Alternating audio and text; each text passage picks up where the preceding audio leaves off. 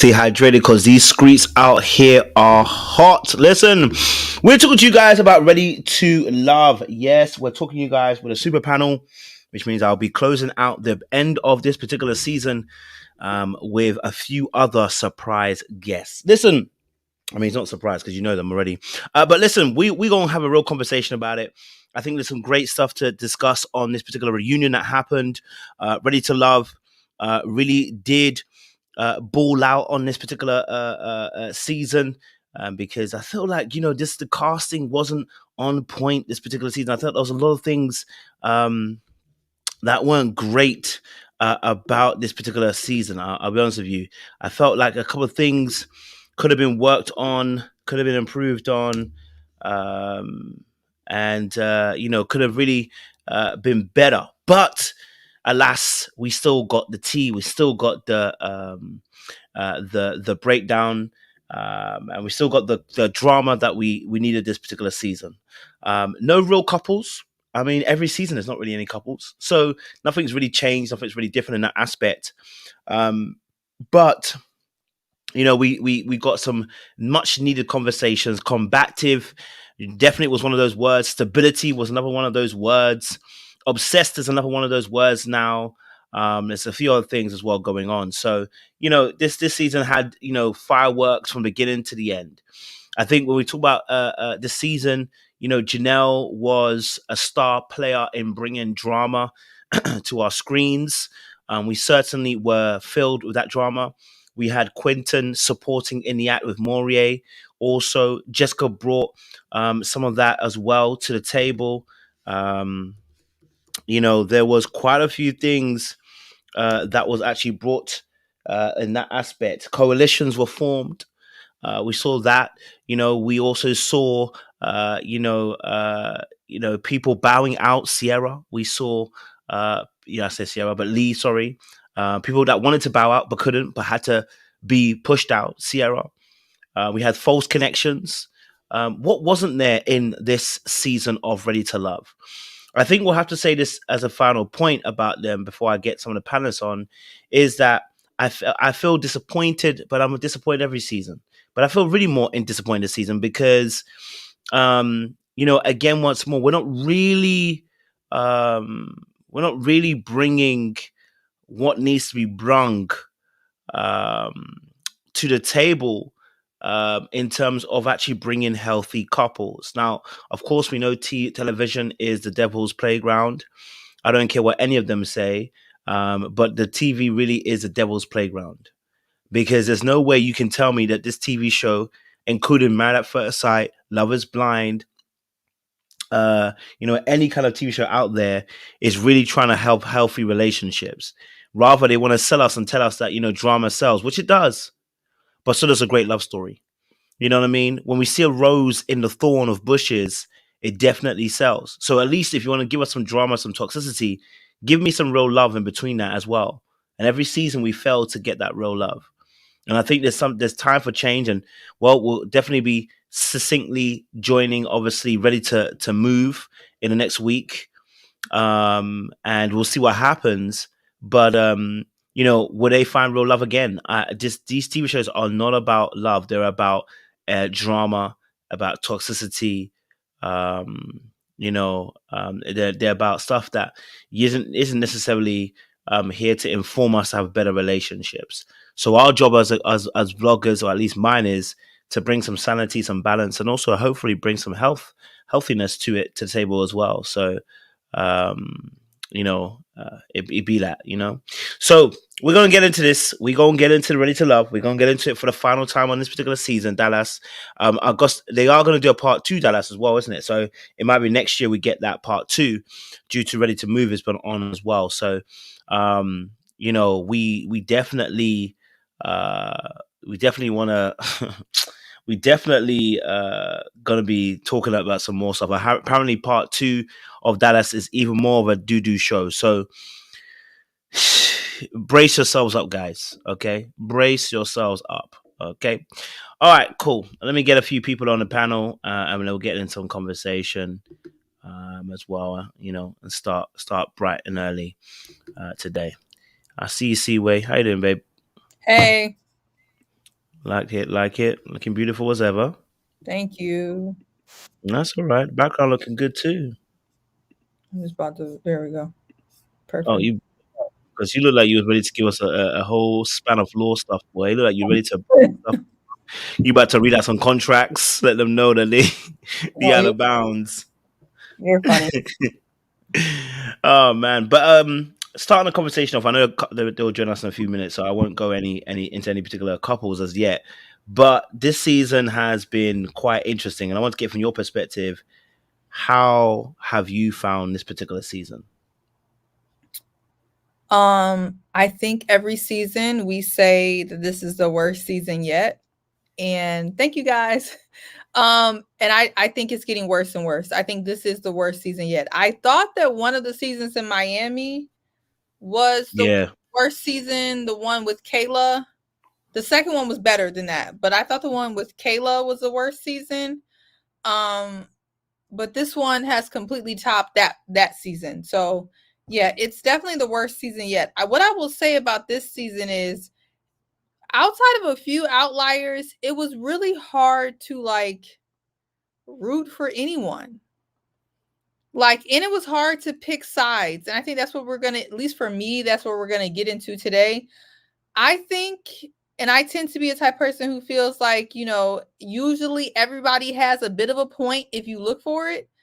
It's hard for me to pick a side with anybody this season. I think everyone has a point. There's a lot of stuff wrong on all sides. And yeah. I think it's unfortunate, but I will say, between the conflicts this season, I definitely feel like if we take time to talk about it, there definitely are some things to unpack with the conflicts that are happening in this season, especially on the reunion. And I think that is a bright line to it. And it's not as simple as Janelle's bad, Lee is good, team this, team that. I think we have to unsimplify this cast, because there's a lot going on. I don't think there's one person that's there are some people that are more bad than others, but I think there's definitely some things to unpack here, and I'm excited to do that. So I'm just giving my little forewarning speech, because I know the people who are normally with me, I hope you can stay with me tonight. I hope y'all can stay with me tonight. But yeah, I definitely have some opinions on a few things. Thank you, Seaway. Jay, yo, that wig is throwing me all the way off. Jay, what's your thoughts to this particular season? How have you found this particular season? First of all, bring the blue, because we just all obsessed with Janelle, so I had to make sure I have something blue to represent her at the reunion. So with that said, I'm as tired of this wig is. Okay, that's how tired I am as this season. Just as tired as this wig. Okay, because baby, it was nothing. It was nothing. It was really giving nothing as far as what we actually be wanting. We want real couples. We want to actually see Black love. We want to see people that potentially can make it. And seriously, if this is the dating pool that the next generation has to look forward to, I really feel bad. because this is terrible. Like all the lack of conversations that I think needed to be had weren't had. Conversations that didn't need to be had were had. We're going to ignore half the conversations that was had because we just want to either align ourselves with people to make it to the end to say, I did that, I did this, I did that, me, or we just want to be seen for whatever odd reason on TV. But the whole point of the show is to actually find love. So if nobody's actually trying to do that, and I get out of 20 people, the chances are slim. You know, it's real slim. And it's like, are you forcing me to pick out these 20 people? But that's what you sign up for. And I'm confused on really what these people signed up for. You know, only people that we pretty much had a shot at was Aries and Phil, who actually gave it a real go. They were actually having some of the deep conversations. Just one person can't get past a word. Words are very triggering this season. I noticed that. Everybody's triggered by a word this season. You can't be called a mean girl. You can't be, questioned about your stability. You can't be combative. I guess words is the thing this year.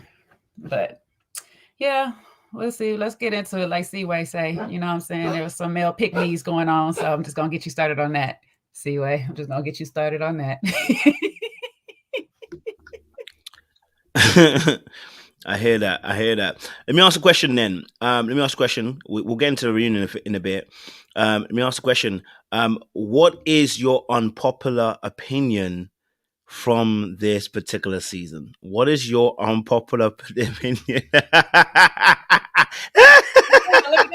What is it? This one. Everybody this one. But because I am obsessed with gameplay, ninjas, hear me out. I just peeped it. I really just peeped it today as you did that last live, Kojo. Janelle got some good gameplay. I am sorry. When it comes to men, Janelle is a player. She tops Sabrina 2.0 at this point for the ones with gameplay on these seasons, on these shows here. For the women, she got some gameplay. A lot of people might not see it, but I see it. You go, girl. That's the only, you did that, I'm going to give you. All the rest of it you didn't really do, but you did that. You played the hell out of Q. You still got Red calling you up. You got Herbert all in his giddy bag. She definitely got some way with men. That's something to learn there. She got some game on that part.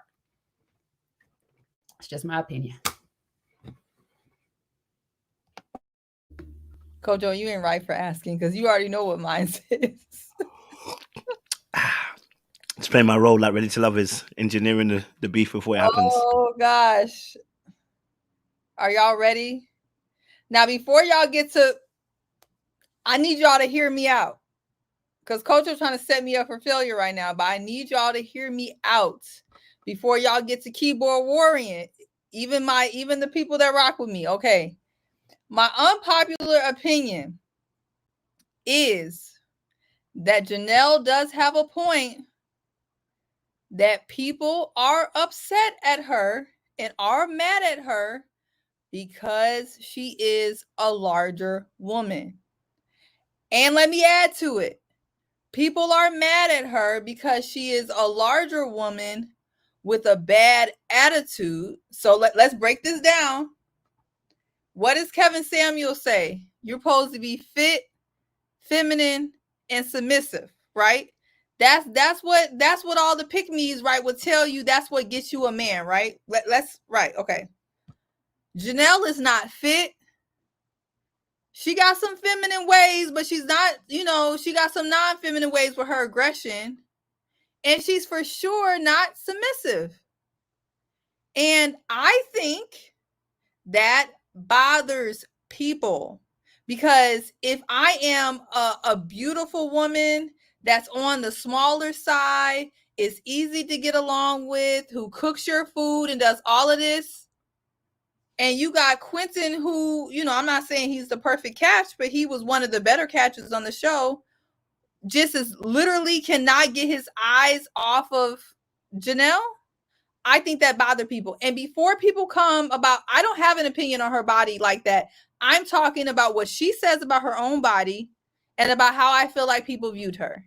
So I think that's what it is. I do not think that I think there's a lot of people who will not admit that. And they don't have to. But personally, I think there's a lot of women in the back of their head like, now he want her with her bad attitude? Because most of the time they come on saying, Quentin, you don't see that she has a bad attitude? Don't you see how she treats the women? You are not bothered by that? He was not bothered by that. He would have wiped her butt if she would have asked him to. So that's because Janelle is the alpha male in the situation. Well, we know that. But there was multiple times. Oh yeah, and skin tone played a role too, but I didn't want to layer on too much because there was already going to be a whole bunch of people who said, "Oh, it's not about her body. I don't care." Let me tell you, there's two things. There's two things that people don't want to admit to in the community, in our community, and I already said this, so since we're here, I'm going to keep it 100. There is a lot of people and there's a lot of very light-skinned people that get around a lot of, let's say, the Erica Mena effect. They will get around dark-skinned people or darker-skinned people while secretly thinking they're better than their darker-skinned counterparts, right? That's number one. And then in the community and in society as a whole, there's a lot of people who have a lot of bigger friends because they're smaller, and they think in the back of their mind that they're better than the larger people. That is just society. People, unfortunately, or fortunately, however you want to view body positivity or fitness, think that being smaller is better than being bigger. And they cannot understand why a man like Quentin, who is fit and seems like he got it all together, which we can talk about that in a moment because I ain't saying that. Why a man like Quentin would want to be with a person like Janelle who doesn't even want to get up to do the little Zumba. They didn't like that for real. And then her attitude was atrocious too. And you got Red chasing her down. You got Quentin chasing her down. People don't want to have that conversation though. But that is my unpopular. Someone said fit and goofy. That is my unpopular opinion. Now I'm gonna leave it alone. No worries, thank you. Sean, do you have an unpopular opinion about this season? Well, I agree with Seaway. I mean, maybe like 90%. I got to throw my percentages in there. I do agree. I think there is something about Janelle that triggers people. And well, it's Janelle in her mouth and her, her keyboard warrior ways. But I think that it's almost like when somebody's like the nerve of her. So I think they think the nerve of her to behave in that way. Because I even saw another comment, I'm not going to say who said it on your previous live. They were like, maybe we could tolerate her if she's not even pretty enough. I'm like, listen, Janelle's attitude is piss poor. And she is mean, in my opinion, from the things that I've seen in the comments that she's made. They're mean and mean-spirited. But we can't take anything away from the fact that she is an attractive woman, right? So I think like sometimes when people display bad behavior, sometimes we as people feel like we have to diminish them and knock them down a peg. And I think that's what happens, that I think we see that a little bit with her. And not everybody, right? So everybody don't need to say, not me, I'm not doing that, that's not me. If it's not you, then if it don't apply, let it fly. But there are some people that are going hard. I mean, even in other comments outside of this channel, people are like, you're fat, you're this. And I think that it's like when people see somebody that's audacious and braggadocious the way that she is, they feel like they have to tear them down. And I think like the one thing with this channel is like, we talk about behavior.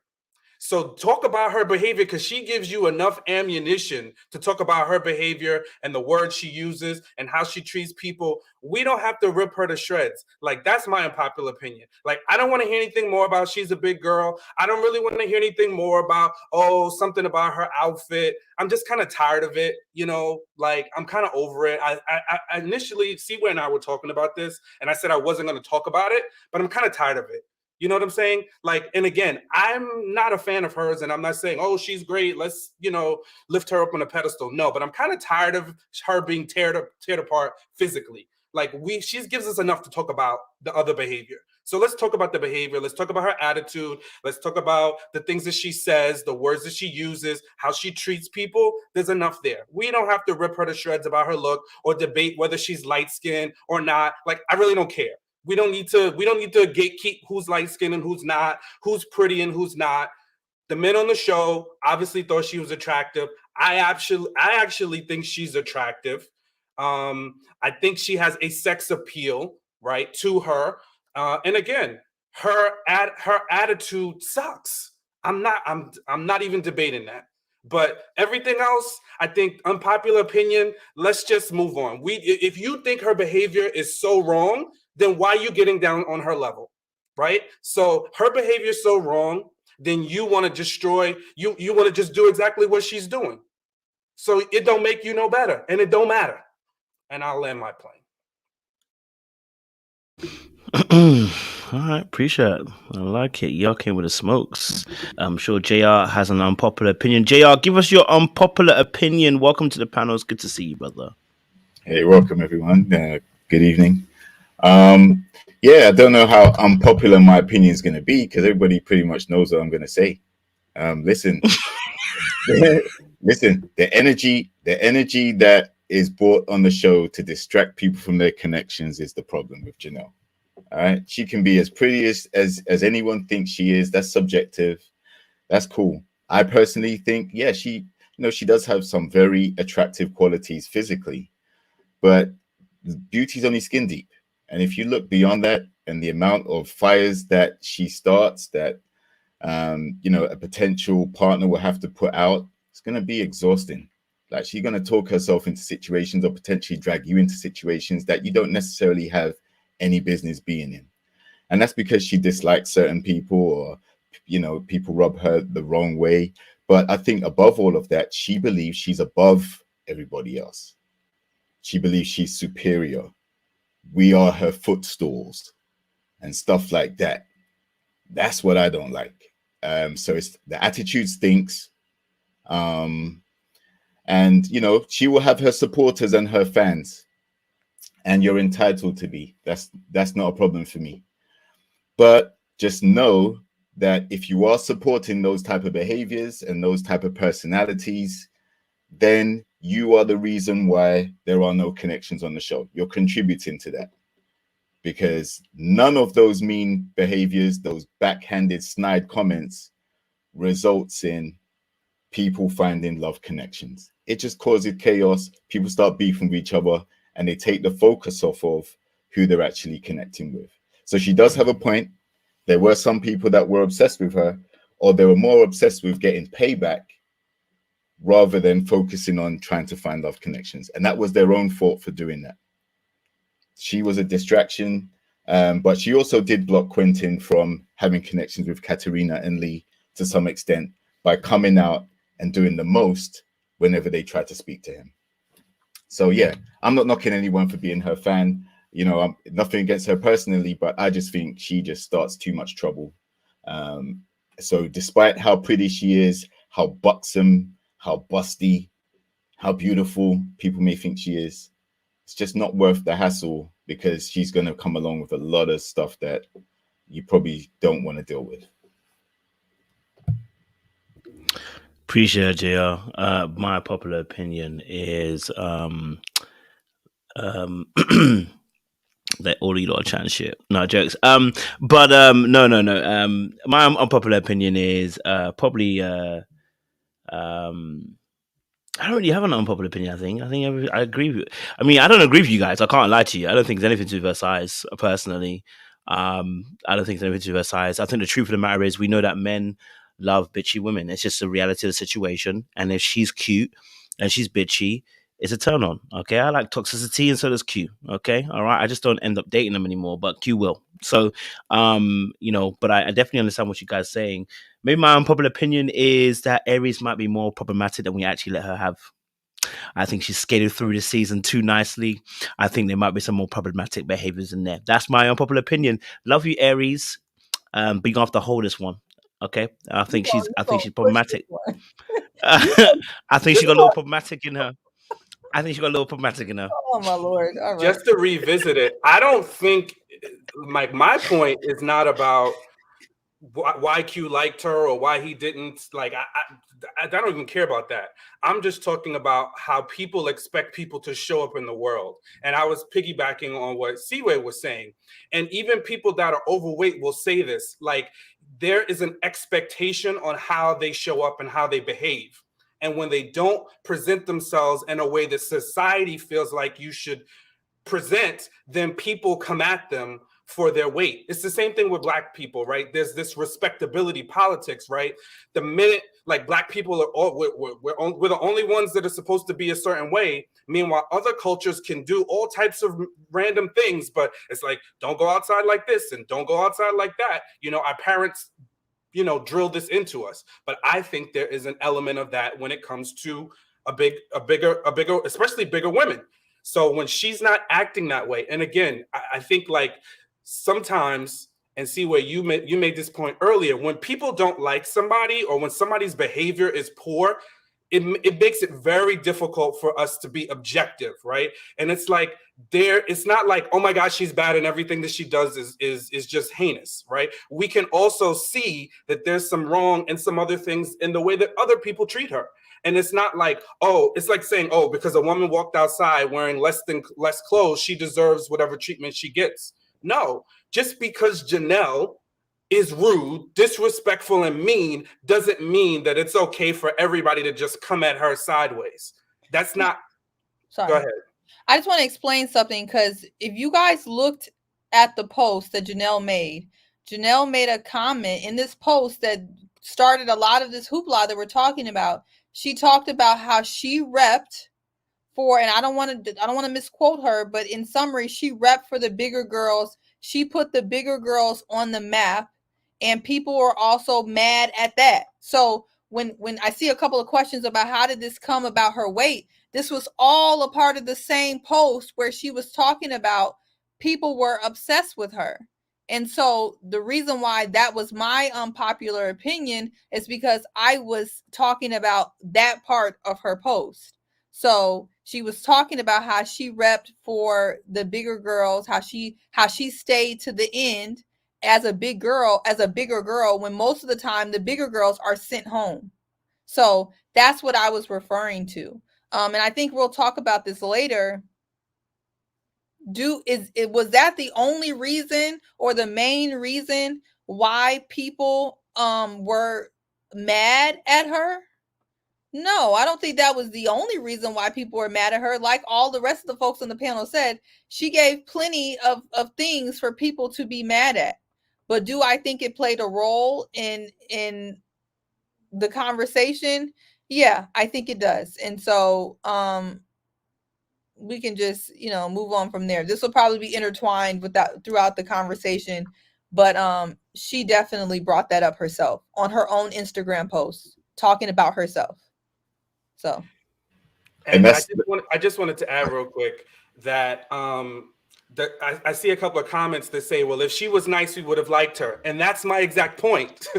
That's my exact point. It's when she's not showing up the way that you think is nice, that's when some people, not everybody, right? So if you're not doing that, if you don't have an issue with her weight, if you've never called her out about it, if you've never said anything personal about her physical appearance, then it doesn't apply to you. But others have, whether it's on this channel or in other spaces where people have called her out and said nasty things about her physical appearance because they don't like the way she shows up. And that's what I'm saying. When we don't show up the way people expect us to, and in this instance, she gets the physical attacks. And it's not just because she called herself out and is talking about other people. It's because it's a perception of the way people think how people should behave. It's a perception that she has in her own head, because the only person that brought up weight is Janelle. She's the one that said she's repping bigger girls. There's no male castmates that said anything about her weight.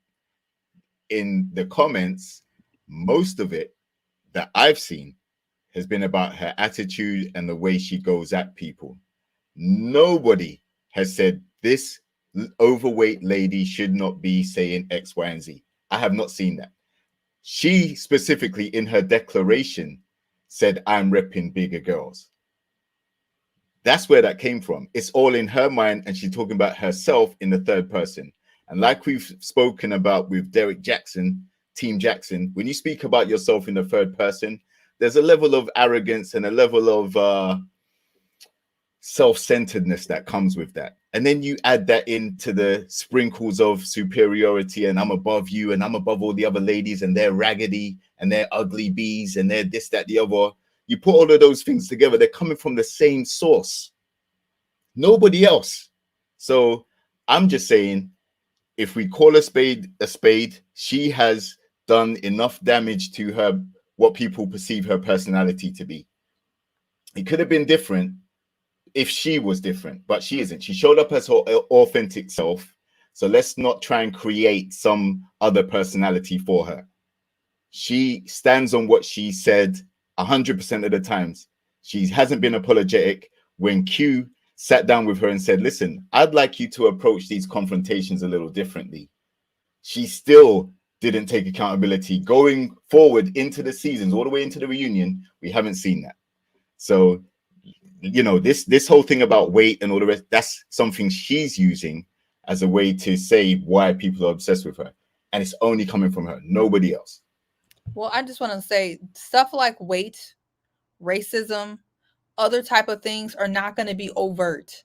So what I will say is, if people, and this is not about what the men think, we're talking about, her post was about how the women were obsessed with her. So what I'm saying is, yes, she did a lot to upset people, but I am not too sure that her having the audacity to have a bad attitude and be on the plus side did not play a part into how people felt about her. But the thing about it is, we won't know. My unpopular opinion is about the fact that that could be a factor. Maybe it's not. But the thing is, we don't know. But to act like in society, people do not think that you should be extra nice when you're bigger, that's just being disingenuous, because that's literally society. Our society is almost worse towards bigger people than they are racist. Don't you dare be on the bigger side and have the audacity to have a bad attitude. So we're going to pretend like that doesn't exist in society. We can keep on moving. But if it exists in society, it will exist as a microcosm within multiple groups, and that includes Ready to Love. But we won't know in this case because she also had a horrific attitude. So we won't know what it is. It's probably a combination of a whole lot of things. That's all my point. You know, we can move on because we ain't going to agree. No, but we didn't see any guys say anything about her weight. So wherever it happens in society, this isn't a social... You're talking literal, JR. We're talking like, what do you mean? We're talking about in the comments. I'm on JR's side. I don't know where you lot went to. I don't know how you guys are going off talking about it's unpopular opinion, so it's an opinion that is not thought about by anybody else. It's by me. That's fair. That's right. What this is. You're going cool. off the things and things that most people agree with, and that's not where we're at. So this is where Seaway stands on it. You stand differently. It's not a debate on it. That's what we're getting at. Just everybody just gave their unpopular opinion. So we got so immersed in this conversation. Jay, what was your unpopular opinion? She had game. She had game. Okay. She done made my top list of game players on this stuff. You know, I look at this as a game after a while. So she done hit the top JR, my opinion is unpopular because most people in the chat will say everyone had beef with her because she had a bad attitude, which is the easiest thing to say, and maybe it's the most likely, right? I'm not saying that's not a likely reason why a lot of people had beef for her, but I was also trying to give credence to some of the things that she put in her post, because a lot of things can be right at the same time. And what I've noticed on this channel, whether we're talking about Ready to Love or Love is Blind, as soon as we find a villain personality, we don't give credence to anything that they say anymore. And I'm just talking about nuance. Nah, Lee had a legit grievance, and Lee is low-key an angel and should not have even been on this show. I think Lee's grievance with Janelle was legit. I like Lee. I S with Lee. Lee I ain't talking about. Lee ain't got to be mad at nobody. Lee shouldn't even been on this show. So we can move on. Yeah, and I just want to like quickly say, and I think like people are getting so jarred by the unpopular opinion that they're just missing everything else, right? No one is excusing her behavior. No one is saying she's right for the things that she says. No one is saying that she's showing up nice. No one is saying this is an excuse for her behavior. I'm not excusing her behavior. I don't think Seaway is excusing her behavior. We are talking about how people are treating her on the back end, and a little bit of the fact that she's talking about how people are obsessed with her, and there is a low-key obsession about how she should show up because of how she looks. So that's my point. And listen, you can agree or you can disagree, but it wouldn't be an unpopular opinion if everybody loved it. If everybody loved it, then it would be popular. So everybody wants us to come on here and say Janelle's horrible, Janelle's evil, Janelle has a bad attitude, she's delulu. And then literally, if we want to say that, we can get off this live about 5 minutes. Janelle's unhinged and delusional. The end. Close it on up, Kojo. But if we're going to dig deeper than that, we can have a deeper conversation. You know, she could be a little unhinged, a lot of unhinged. And she can have a little delulu. Like Kojo said, we analyze behaviors and attitudes from the cast members as we see them every week on the show. That's what we do. And if we're going just strictly by that, then that is the sole reason why people will have a problem with how she portrayed herself on the show. And she's completely unapologetic about it. So she's happy with how she was presented. She was happy with the edit she got. She was happy with how she came across. And she believes she's above everybody else. Those are the facts. That's it. It's nothing to do with weight. Well, I mean, that was a great conversation. I really appreciate it, guys. You start off with a bang. We got 800 people in the room. Let's reset the room. Listen, guys, if you're here coming in to tune into the super panel for Ready to Love, you're probably wondering what you walked into. You walked into one of the greatest panels on the internet. You're going to always get different opinions on this particular show. And sometimes we're going to agree. Sometimes we're going to disagree. But the beauty of this is that all mature adults who are going to have respectable conversations. So if you're new to the channel, make sure you like, you share, and you subscribe. We're going to get into the reunion and have a conversation about what happened on the show. So stick with us as well. And if you haven't done so, make sure you join our Patreon and also our membership as well. Get a part of the family. And keep yourself intact with all the latest knowledge about when I upload and also when we do lives for members only. Listen, conversation started with a bang. I liked it and I set it up on purpose. You know, I'm learning from Ready to Love. Let's go for drama. You know what I mean? But we're going to get into some real conversation now. Not to say that wasn't real conversation. That was actually a really good conversation as well. But we're going to get into conversation about the reunion because there were other things that were happening at the time, right? So we're going to take it bit by bit. So I don't remember the actual order of things. Let me go to my notes so I can get the order of how the reunion went down. Okay, so the kind of first opening kind of conversations were happening between, I guess, Janelle. So Janelle's the situation again. So it was Janelle, Quentin, and Kat, I believe, was it? At the opening conversations, was it? Well, it was a fight between Tequila and Janelle, actually. So let me get your thoughts on that. So we got a little backstage fight between Tequila and Janelle. It probably might get deep again because was this fight, and I'm going to do it. I'm going to ask the question because you know what? I'm going to do it. It's tonight's the night. Was this fight based on colorism? Can you remind because, you know, Tequila was saying it.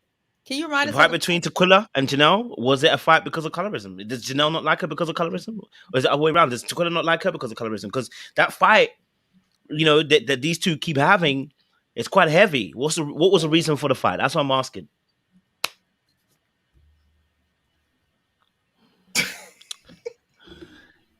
I'm asking the question. Today, Kojo? Like, what I'm asking a question. You want to start? You want problems? I see. I want a question. Yeah, I'm learning to evolve like Ready to Love is doing. So since they want to be on some bullshit, let me be on some bullshit. Okay, we're on the last episode. Dude, I gotta go to bed. I didn't even realize my mic was off mute. I just fell asleep on this question. Like, what? No, but for real, what was the Janelle and Tequila fight? Obviously, we got. I mean, there wasn't much that was shown on the second part anyway, because it mostly was on the first part. But they had their beef, and I wanted to kind of get you guys' perspective, like what you thought of that beef, that particular issue between the two of them. Talk to me about your perspective of that particular interaction. Yeah, Didi, I think, said it best. I mean, if it's any ism, I would say it's more classism and pettyism, because where it left off, Tequila and Janelle both try to act like they didn't have beef on stage, but then when they got backstage, it seemed like Janelle was kind of poking at Tequila about the feathers. But I think she was also poking at Tequila about the feathers because she kind of thinks Tequila is just an unsophisticated person that deserves to be poked, and she knows she was going to get a response, and then she poked her. Tequila responded because she doesn't have any control over her emotions, and then Janelle sat back and did what she did. I mean, I think it goes both ways. I think Janelle thinks that she's better than Tequila, and Tequila feels like Janelle thinks she's better than her. And I'm sure classism, colorism, all the isms probably play into their kind of broken relationship. But that particular fight is because Janelle just wanted to smoke with her, I think. And Tequila was ready to give her the smoke. That's it, in my opinion. I think for me, what it's been kind of given all season is when you encounter a person who is like a memory of somebody that used to trigger you in your past, somebody that came and used to pick on you on your past. And I'm coming from both ladies on both sides, because neither one of them would let it go, let it die. And it because of editing, we don't actually know what the root cause of it. So it just looks crazy to us because it continues to go on for so long, when it's just like one of y'all could just go on mute and don't have to say anything and it'd be dead. But like Seaway say, Janelle knows that she can get under Tequila's skin so easy. She can just breathe, because Tequila is so annoyed by her that her breathing will get on her nerves and she's going to say something. And that's why I was saying last live is the last live I was on, that I wish that Tequila would not give up her power so easy. Like, seriously, that's what she tends to do with Janelle. She gives up her power so daggone easy, and it's kind of annoying to me that she lets other people get to her head that quickly, and she needs to work on that. That's something that she definitely needs to work on, because it's not going to be good for a relationship of any form moving forward. So I hope Tequila gets the work that she needs, so that she's not so triggered by people that annoy her. Sometimes you got to just tune them out and ignore them. And Janelle's just a mean girl. There's no other way to say it. When you know you already under somebody's skin and you constantly keep doing things, that's a mean person. That's a bully. And there's nothing else you could say about it or whatever. And she might not like being called a mean girl. You need to stop doing mean things then. If you're already getting under somebody's skin, there's no reason to keep poking at them at every little turn when you think the camera's not on. But then when the camera's on, you want to sit there and look cute and talk about everybody's getting on, like everybody's obsessed with me. That's what mean people do to make themselves feel better and make it seem like they're the victim in the situation. Everybody's picking on me because I said something back there, but you guys didn't hear it. When we play sports and you play basketball, people tend to do this. The ref always catches the person that's retaliating. And that's what Janelle does. She pokes at you, so you retaliate, and everybody watch you retaliate, and now you're the bad guy. And that's a bad thing for any relationship she's going to enter. And the man that's going to be with her need to watch that, because that's going to be the tactic that she's going to always use is, I'm going to do something, you're going to rail up, and then I can play the victim. And that's what I get from these two ladies. They're just like oil and vinegar. They don't need to be together.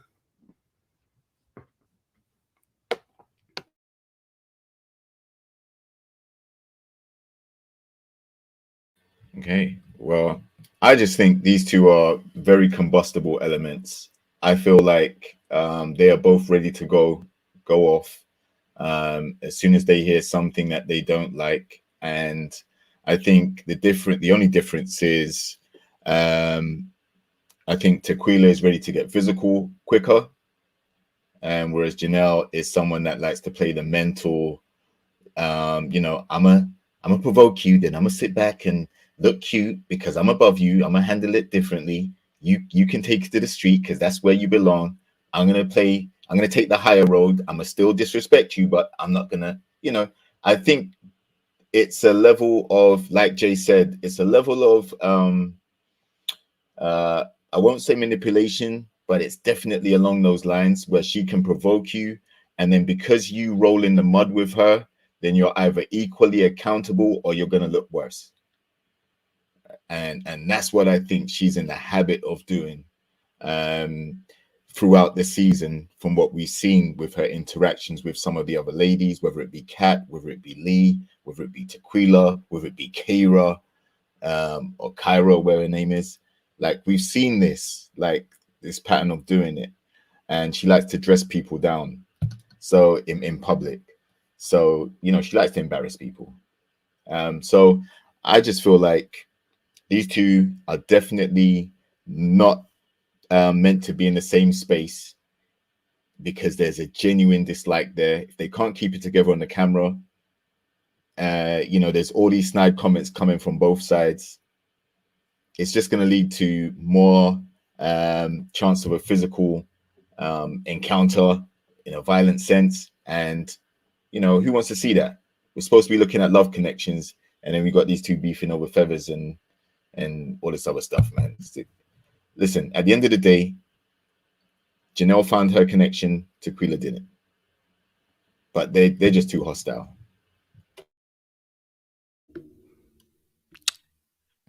Yeah, I think that although your question is, you know, polarizing and starting off some drama, there is a little bit of colorism in there. I don't think it's overt. I think because Tequila mentioned it, right? You know, she felt like that her and Jessica thought they were better because they were light skinned, right? So I think it's her perception of her skin tone and of other skin tone. You know, now is it just, you know, is it Janelle being a colorist against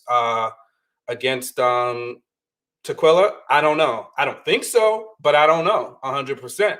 Perhaps, but I definitely know that they are two people that have insecurities. They're hyper emotional and hyper reactive. I think that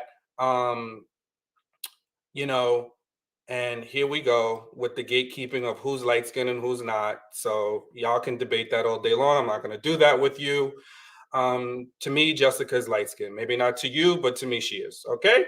And Janelle, maybe she is, maybe she's not. Depends on how the sun hits her. So at the end of the day, it's more about how you perceive yourself. And I think whether you guys think she's light skinned, or whether I think she's light skinned, or whether I think Tequila is dark skinned or she's brown skinned, it's what the person thinks about themselves. So you can have an opinion about somebody all day long, but it's their self-perception that drives their behavior. So Tequila's perception of herself, adjacent to how Janelle is perceived, drives her to have a contentious relationship and see things through a certain lens. Now you add to that Janelle is highly combative and does things to poke at people, but it comes from her perception of herself, right? And whatever those issues are, whether it's abandonment, whether it's, you know, some things that she went through as a child is not being accepted, whatever it is, it causes her to project out. and take the issues that she has inward out to other people. And Tequila does the same thing. And she did it even in her interactions with men. So forget about Janelle. She did it with Phil. She got upset because she felt like he wasn't liking her. And that's why she latched so quickly onto Habibi, wrongfully so, because she just wants to be accepted. She wants to be viewed as beautiful because her self-perception of herself is different. So yeah, do I think it plays a role in there? It's in there. It's like Prego, it's in there, but I don't think it's the main reason. It's how they feel about themselves, the both of them. Love that. Yes, go on, So you're light-skinned king, Kojo. Did you know? And someone said that. I was like, they bugging for sure. They are tripping for sure. Because they're like, she's not like. Listen, if anybody knows, you get. She looks light skinned to me. Test. You get the paper bag test, and that's going to be the original. You know. So can we just? Maybe this can start with this channel. I hope people know by doing this, she ain't light skinned. She's caramel. She brown skinned. Bisha. She light skinned. Keisha. All you guys are doing are reinforcing what white people wanted us to do. You're basically trying to gatekeep who is light-skinned as if that is the best thing in society. If someone grew up with a whole bunch of super dark-skinned people and they're a caramel color, people may have told them they were light-skinned their whole life. Maybe where Sean grew up or where he was at, he views them people as light-skinned. It really doesn't matter. I have never once in my life told somebody, you're not light-skinned, you're not brown-skinned, you brown-skinned, you light-skinned, because I don't view that as a prize. We got to stop doing that. If I view myself or if I view myself as this and that, who cares?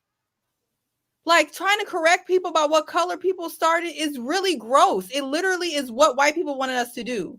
So I just wish we would stop playing into that. If Tequila feels like Jessica and Janelle are light-skinned, they're light-skinned to her. Who cares? Y'all honestly kill me with this. Love a little tussle here or there. Yes, Lorraine, love to hear your perspective. Hi, everyone. Good evening. What was the actual question? Sorry, I was late joining. I mean, it was a bit of a carnage, but it was more. It was about Tequila and Janelle and their beef, because Tequila was complaining about the fact that Janelle was, it's colorist situation in terms of their issue, her issue with Janelle a little bit. But I was just asking in general, what's the beef with Tequila and Janelle? It's got to a point now where they've almost wanted to fight in each other's space. What's your thoughts in terms of their beef and situation? You know what I mean? And I said, is it colorism or was it not? Excuse me. Well, I think first of all, everyone is obsessed with Janelle. That is the truth. Because she is spoken about everywhere. So she is not lying there. Abi Kojo, how many videos have you done about Janelle on this here season? So Kojo on his money bag, girl. Get your money. Where get that money. Where were you earlier? Get that money. So everyone is, because she is the main character, but sometimes it doesn't mean that just because you're the main character you are a good character. She's a villain, so she's seeing herself as being the main character as a good thing. The fact that everyone has your name in their mouth isn't really a good thing, and she has what she perceives as a strong sense of self. She knows herself, and maybe she does, but it doesn't necessarily mean that it's your best version of self. I think she's always talking about how she's a Christian and she's flawed and all that kind of stuff. So maybe she's just not her best version. She knows who she is, and she's not wavering. She's gonna stand beside herself, okay? And I have to respect it. It doesn't mean that she's self-aware and she's self-assured, because if she was, she wouldn't have to talk down about other women. She's always like, oh yeah, I wouldn't be with a man for 7 years without a ring. I wouldn't. That's a reference to Kat, I believe. I wouldn't have a baby by two man. That's a reference to Aries. Like, you don't have to bring other women down for you to show that you are valuable. And she's a very beautiful, gorgeous woman, regardless of what size she is, regardless of what color she is. But I kind of feel like she does feel like she's been above everybody. She's the bee's knees. And she will tell you that, you know, in every context that she speaks, she's always looking down at people. And I think that rubs people the wrong way. So I don't understand why she's confused when people then react to the way that she expresses herself or the way that she talks about other people. I do feel like colorism is a thing even within the Black community, but I also feel like self-hate plays a part to it. And I'm not saying that Tequila doesn't love herself and she hates herself, but I do feel like if that's always going to be your go-to argument as to why someone is getting preferential treatment, if why someone is getting man, if why somebody is A, B, C, D, that's something for you to think about. You know, like Janelle is just not the nicest of people, you know, like I get that, but going with colorism as your first defense as to why the only reason why she can only get man is because she's light skinned. No, she's a very beautiful woman. She's a seductress, you know, she's very alluring, things like that. So I know of a friend who only goes for light skinned men, and she's dark skinned, right? And there's a lot that's happening there that we've spoken about privately. So when I say self-hate is a thing, I think there's something that Tequila has to look at when she's looking at Janelle. Like, what about Janelle triggers her so badly in terms of like what she represents, or in terms of like what she feels herself that she lacks? I feel like it's like an internal battle that Tequila has when it comes to Janelle. And with Janelle, I just feel like she feels like she's above everybody. Anyone can get it. She's above Kat. She's above everybody. So this whole fight is absolutely ridiculous, coming from women who appear, because I don't know them, to be on their journey to becoming the best versions of themselves, and they don't realize their own flaws right now. Their level of consciousness right now is not aligned with the things that they're doing and the way that they express themselves. So yeah. Can I say one thing? I was listening to Yeah, go for it, Jay. Yeah. Ryan, and it made me think of some stuff. Both of these women are highly insecure, and that's what's fighting. Their insecurities are fighting each other. With Tequila, I can't pinpoint hers as well as I could pinpoint Janelle's, because Janelle gave it so easy when she gave that whole dissertation on her IG page. Hers was easier to spot. Tequila's, I'm not sure. It could be a bit of going through some colorism as a child. Could have been ugly duckling syndrome. It could be a number of reasons with Tequila. I'm not really sure. But with Janelle, I had kind of figured out, like, the way she fights is it's a bit logical. It's cunning, it's calculated, and it's through words mostly.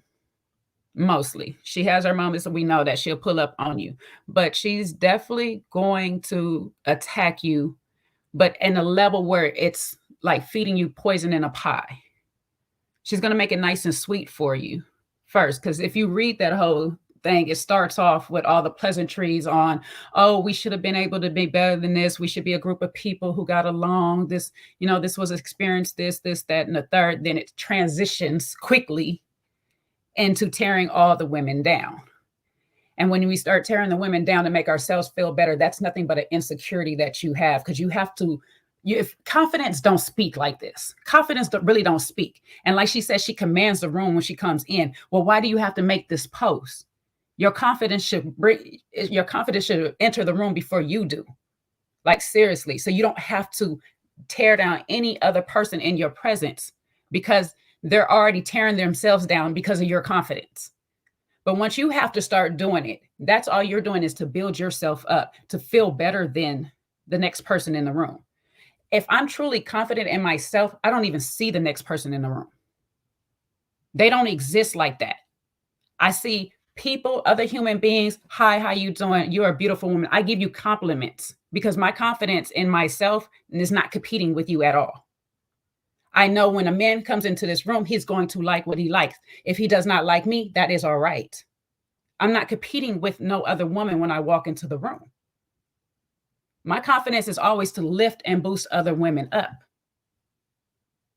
When you have insecurities, you're picking at every weakness that you can find in a woman, or every weakness that you know about yourself, and you want to highlight it in the next woman to make yourself look better or feel better. And in Janelle's case, she has to do it out loud, because those other women presence, I know she likes to say that everybody else is obsessed with her, but those other women presence intimidated her. So she has to bring them down out loud.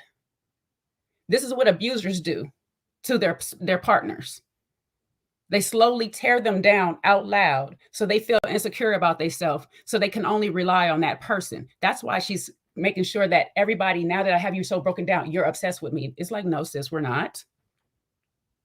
You're obsessed with you, and you're obsessed with your flaws too much, that now you have to highlight all of ours to make you feel better about yours.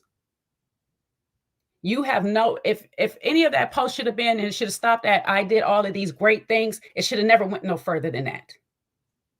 No matter what anybody else has done to you, you have enough confidence to say, I've been through it and I got through it. She ain't there yet. And I'm sorry, it's sad. And I don't look at her, and outside of her being a good game player, she's really sad to me. Like, she got a lot of work to do. And I'm sorry that she has to represent for us 40s like this, because this is not all of us 40s, okay? A lot of us is really confident in ourselves, that we know that we ain't even pressed.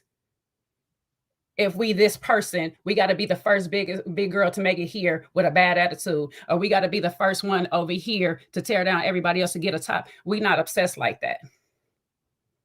So she represent for a group. They love her. Y'all run with her. Congratulations. That's your queen. Enjoy.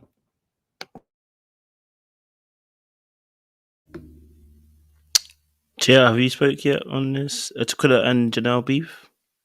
I did, but I'll just say this. I think, listen, Jay, you made some very accurate points, in my opinion. I feel like it's quite hypocritical for her to say, you know what, why couldn't we just all get along? Why couldn't we just all respect each other and come on the show and find connections? And you're the same person that's instigating the trouble the most in the cast. Like, you're the one that's got the beef with the most people, right? So I definitely think there is a level of delusion with that. She's very self-centered. She is looking down on everybody, not just the cast, but us bloggers and viewers as well. She referenced us in that same post. We're not obsessed with you know, your looks or, you know, any of these other things. No, what we're talking about specifically is the behaviors on the show that we've been seeing for the last 12 weeks or so. It's not an obsession. We're talking about these behaviors because they're not going to result in the outcome that you say you're on the show to look for, you know, like, and nephew Tommy should really have said a lot more to Janelle than what he did, because I think by him not saying that, it kind of emboldens her to continue to have these thought processes that make her believe she's superior. And even Quentin, like, when he sat down and pulled her to the side, she basically didn't take no accountability there either. So this is someone who's not accountable, quite ready to be opinionated about everybody else, quite willing to instigate drama and everything with everybody else, but then likes to play a victim or you know, it wasn't me, I didn't start it. Come on, like, we all see it, so it's not an obsession. If there were other people who did problematic behaviors, we would call them out too, and we have throughout the whole season. So we're not obsessed with them either. The reason why we speak about Janelle so much is because there's so much content that she's given us with her behavior on the show. Yes, she may be attractive to some people. Yes, you know, she's over 40. So was Aries. So was Leanne. They didn't act like that.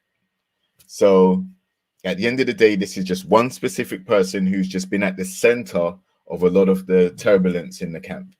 And that's what we're calling out. Nothing more than that. It ain't because you're great. Beautiful stuff. All right, cool. Let me play a little clip from the reunion so you can discuss some more.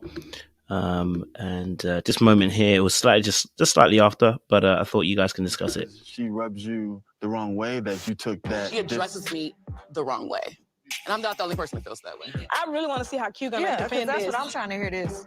But if she rubs you the wrong way and then y'all have a difference in opinion, you don't think that plays into factors? She didn't. I want to have a conversation and ask you guys a question.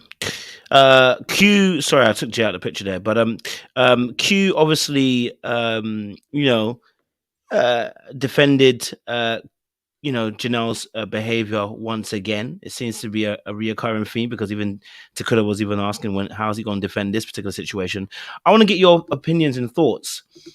Why do you think Quentin defends Janelle even in the face of allegedly, seemingly bad behavior from Janelle? Like, what is it that Quentin is trying to achieve by defending Janelle in all quartets, even when it seems like she don't really have his back the exact same way? But why do you think that Quentin defended her so much? Even on the reunion, he defended her again. Any particular takers for this one? I will hold you guys to a time limit as well, guys, just to keep the conversation flowing. But anybody can take this one. Feel free.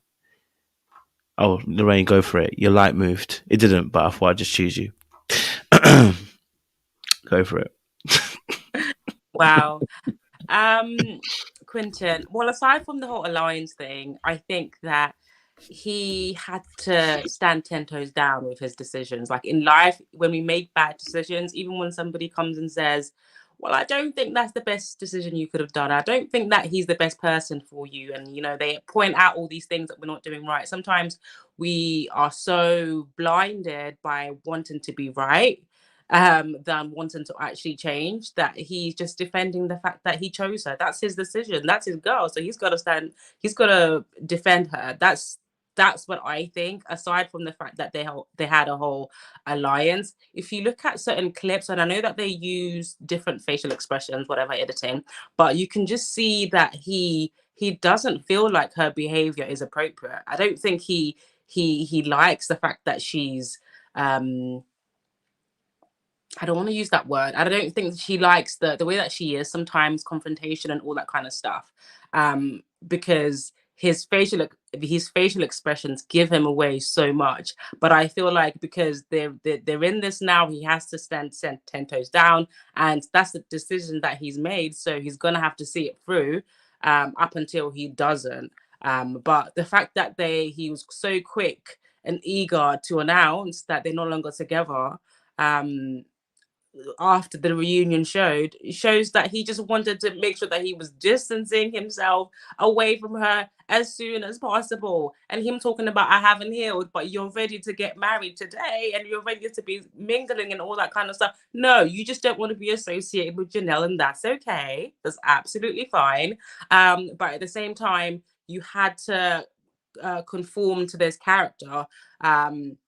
And he even said it, that he was happy to go along with what the producer was saying because, it's a show and we have to entertain. So now I don't even take your whole connection seriously. You were acting the whole time.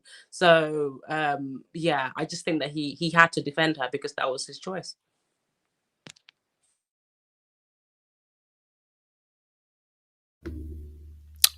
Who's next? Go. Who's next? Yes, Jay, go for it. Make it short and sweet. Quentin is a paid bodyguard, and that's why he had a defender. That's his job. She paid him to do this. Of course, he didn't defend against Red because Red is allowed access to Janelle, but the ladies are not. So Q was doing his job, and that's all I got. Thank you, Jay. Yeah, what are you saying, Sean? Yeah, I think he's entranced with her, for whatever reason. I think she has a bit of a hold on him. I think it could be the older woman, younger male dynamic mixed with, just his, his personality and his, whatever his background is, because she definitely she denied him, more times than Peter denied Jesus, and right in his face in front of other men, and he winced, but he took it. And that to me is somebody that, you know, you kind of put the person on a pedestal, and you kind of know the behavior isn't good, but you just want to be seen by them. You want them to choose you so bad that you almost ignore the things that are red flags until you can't ignore them anymore. And that's just the way I see him. John, you got to remember the Bible says if a man crosses you 7 times, you got to forgive him 77 more times. So Q still got 70 more times to forgive Janelle. Perhaps. But the Bible also says a tree is known by the fruit it bears. And the fruit she's bearing is pretty bitter, you know? So it's like you got an iron sharpens iron. And I think we were saying that before when we were looking at the post that they did together, and then the TikToks that he was doing, kind of throwing low-key shade. I think there are also some similarities between the two of them. It's just Q is more packaged in kind of like a nicer guy, you know, kind of demeanor, and Janelle is in your face, say it like it is, but he's more kind of like he'll kind of do things behind the scenes, and maybe, you know, but they got some things in common, because trust me, Bobby and Whitney were together because they had some things in common, and Janelle and Q were together because they're very similar. You know, my thoughts.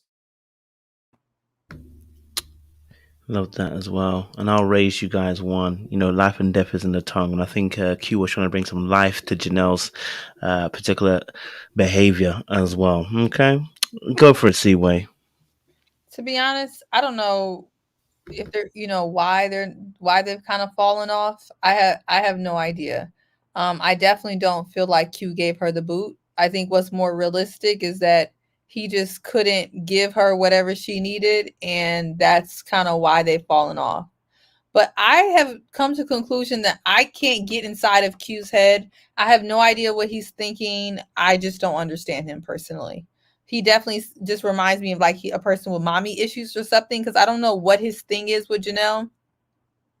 And then he's on a live with a hookah pin or a hookah thing. I've never even seen a man do that. Don't do it, Miss Sophia. No, Miss Sophia. No, Miss Sophia. No. It's above me now. Have you ever seen a man do that? It's above me now. I'm gonna leave it alone. Y'all need to stop trying to decipher their relationship, because we ain't never gonna know. Okay, that's it. Whew, I think we dodged a good one there. I was a pop, pop, pop, pop, pop, pop. JR, have you? I don't know. Everyone's gone, isn't it? Everyone's gone on this topic, right? Everyone said their piece. No, but I don't have the answer. I don't know what I mean, like I said, aside from maybe a physical attraction, maybe some yams are involved, but other than that, I don't understand. Now I will apologize. Okay. Can I get to the yams? Sweet, sweet yams. All right, cool. Let's shift it on, because there was obviously another segment. It was Chris and Jessica, their particular beef as well. So let me just bring this up here. Oh, sorry. I moved you, Jay. My bad. Quickly, and let me just put this up there as well. Apologize for what I said. I'm never going to apologize for how she made me feel. Why were you emotional? Because I'm sitting in front of someone that has no regard for myself or anybody else. It's making me think like you don't really understand me. What is she saying that's true? Not the music coming in as well. What's you guys' thoughts on the Chris and Jessica situation? We never really got a resolution on their situation. There was never really a resolution on the situation. So I want to get you guys' thoughts on Chris and Jessica and what they said, because, you know, he did apologize. He said he was sorry. You know, and she obviously then launched the grenades at Kat as well, and Kat launched it back. There was a lot of stuff that was going on. So, yeah. So, literally, let me know what's your thoughts on this Chris and Jessica situation on the reunion. And by the way, shout out to the audience. We're 900 strong and rising. So clearly the panel are, drawing in the big boys, you know what I'm saying? And you know why we're bringing in the big boys in? Because it's got Janelle on the title. And I'm obsessed with Janelle. So Janelle, if you're watching, I want you to know I'm obsessed with you, baby. Okay? All right? I got that Eminem and Mariah Carey situation going on. Okay? Talk to me. What's your thoughts with Chris and Jessica? What do you think about their particular segment on the show, which I think probably was a waste of time, if I'm honest with you, because y'all didn't sort out nothing. And Tommy didn't really mediate effectively for me. But what did you guys pick up from their particular scene? Anybody can go first. Feel free to go first in this situation. If you move, I'll probably choose you. And since everybody moved, I'm going to go Sean for the first time. Sean, you go first for us on this particular aspect. Tell us your perspective on the Chris and Jessica. Just because you started holding your neck, it was a big move. So listen, first I want to say, look, Chris just should have just came out with it.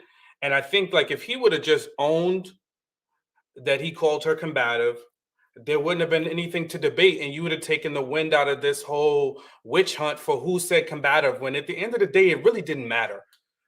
And because they were talking about, between Jessica and Janelle, everybody has a right to their opinion. So if everybody has a right to their opinion, and if that's how they experienced you, why is it such a big deal to you about who called you combative? Meanwhile, you didn't even get eliminated, right? Sierra did. So I still, but beyond me, can understand why it was such a big deal, unless you're combative, and you just want to just debate it and tell somebody they're wrong for saying their opinion. So, but yes, at the end of the day, he should have just owned up to it. Tommy told him, right? Why didn't you just say it? He danced around it. I don't understand that whole issue. And the biggest problem to me, the combative thing, I could have really gotten over it. It just shows me that he just doesn't know how to handle confrontation well. And if you're bold enough to make a comment or a statement, then you need to be bold enough to stand on it, right? But I don't like the way he spoke to her. And again, I don't know if this is going to be an unpopular opinion or not. However, I don't think that there was any reason for him to justify the way he spoke to her. F her whole existence. He never explained it. He said, he danced around it. He said that he's not going to apologize for the way he felt, but he's going to apologize for the way he spoke. No, bro, just own it. It was horrible for you to say that to her. You shouldn't have said it. You should have held your composure, and you shouldn't speak like that. And that's it, point blank, period. I just can't. For me, the worst apology is the explained apology. So that was my main issue with this whole thing. I think Jessica definitely does herself a disservice. She is quite combative, and doesn't seem to be easy to get along with. And yeah, my thoughts.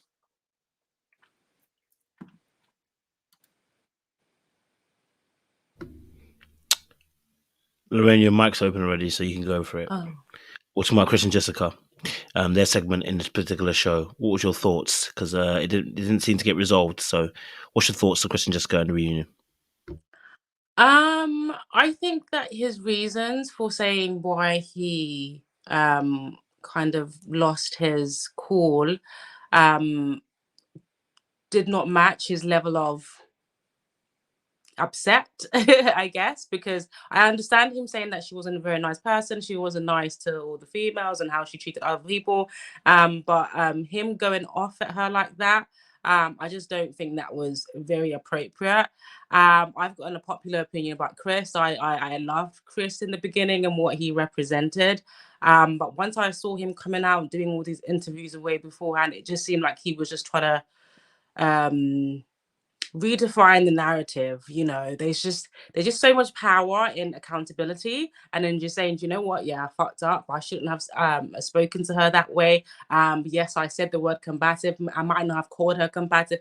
Whether you said she's combative or not, you were insinuating it, and you actually feel like she's combative. I would respect him even more if you stood 10 toes down and said, even though I didn't say she's combative, I still feel like she's combative. That was your experience of her.